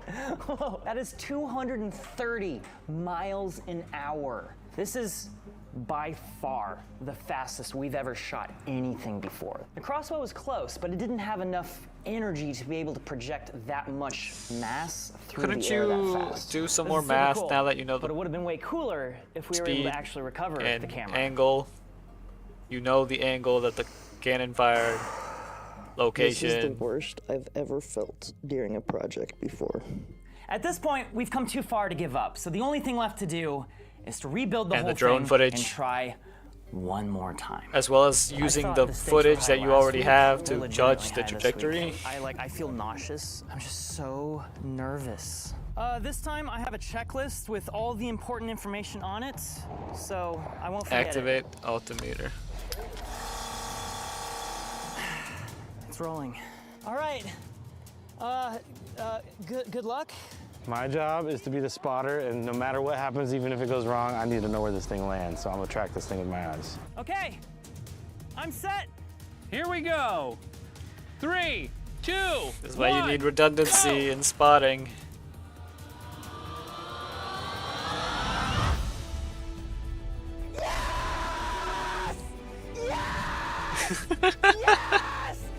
Just peeking the mic.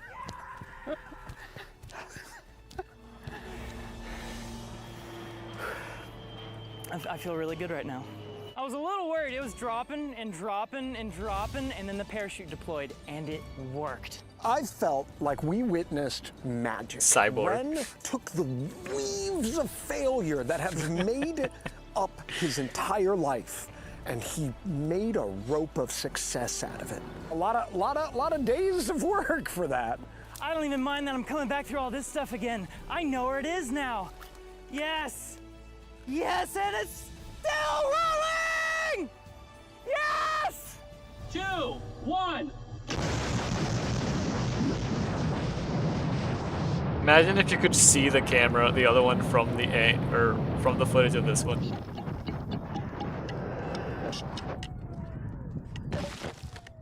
Nothing. I broke. hear It's Ren all going, here. "Yeah!" It's all good. We could do this again right now. Instead of doing the same thing again, I am shooting at 100 frames per second, which drops the resolution down to 4K, but that should still look pretty good. This is rolling. All right. 4K is supposed to be 3, low? 2, 1, go.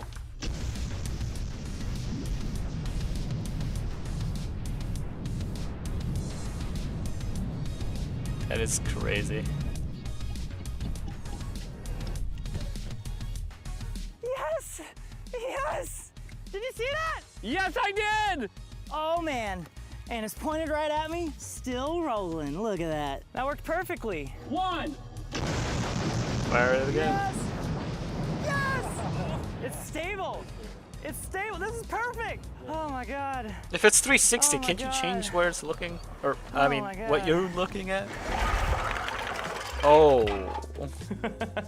This is the last month of my life. I know I say I don't give up, but like, if we're being honest, I got real close. But I'm really, really glad that I stuck with it and we got the shot. When I look at this pile of failed prints, I don't see a bunch of failures. I see a bunch of steps in the process of learning new skills. Success. and I think I got there. Huge thanks to Eric for not only building an incredible piece of machinery, but also sticking with me to the bitter end. And also big thanks to Insta360 for being so patient. Also, we now just have a big cannon in the studio. Leave a comment down below suggesting what we should use it for next. Thank you so much for watching. I appreciate all of you. If you enjoy build videos like this one where I'm pushed to the brink of my sanity, check out this one where I build a Nerf drone and battle my friend Jan. Oh, for never air mind. I do remember supremacy. this. Click it, enjoy, and I'll see you later. Yeah, no, I remember that.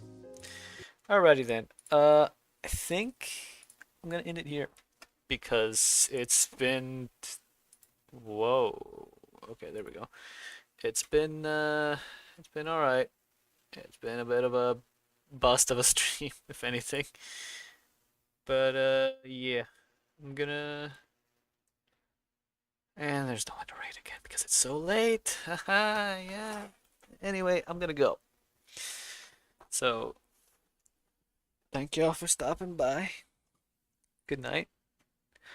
See y'all, and we'll see what we do tomorrow. Anyway, good night. Peace.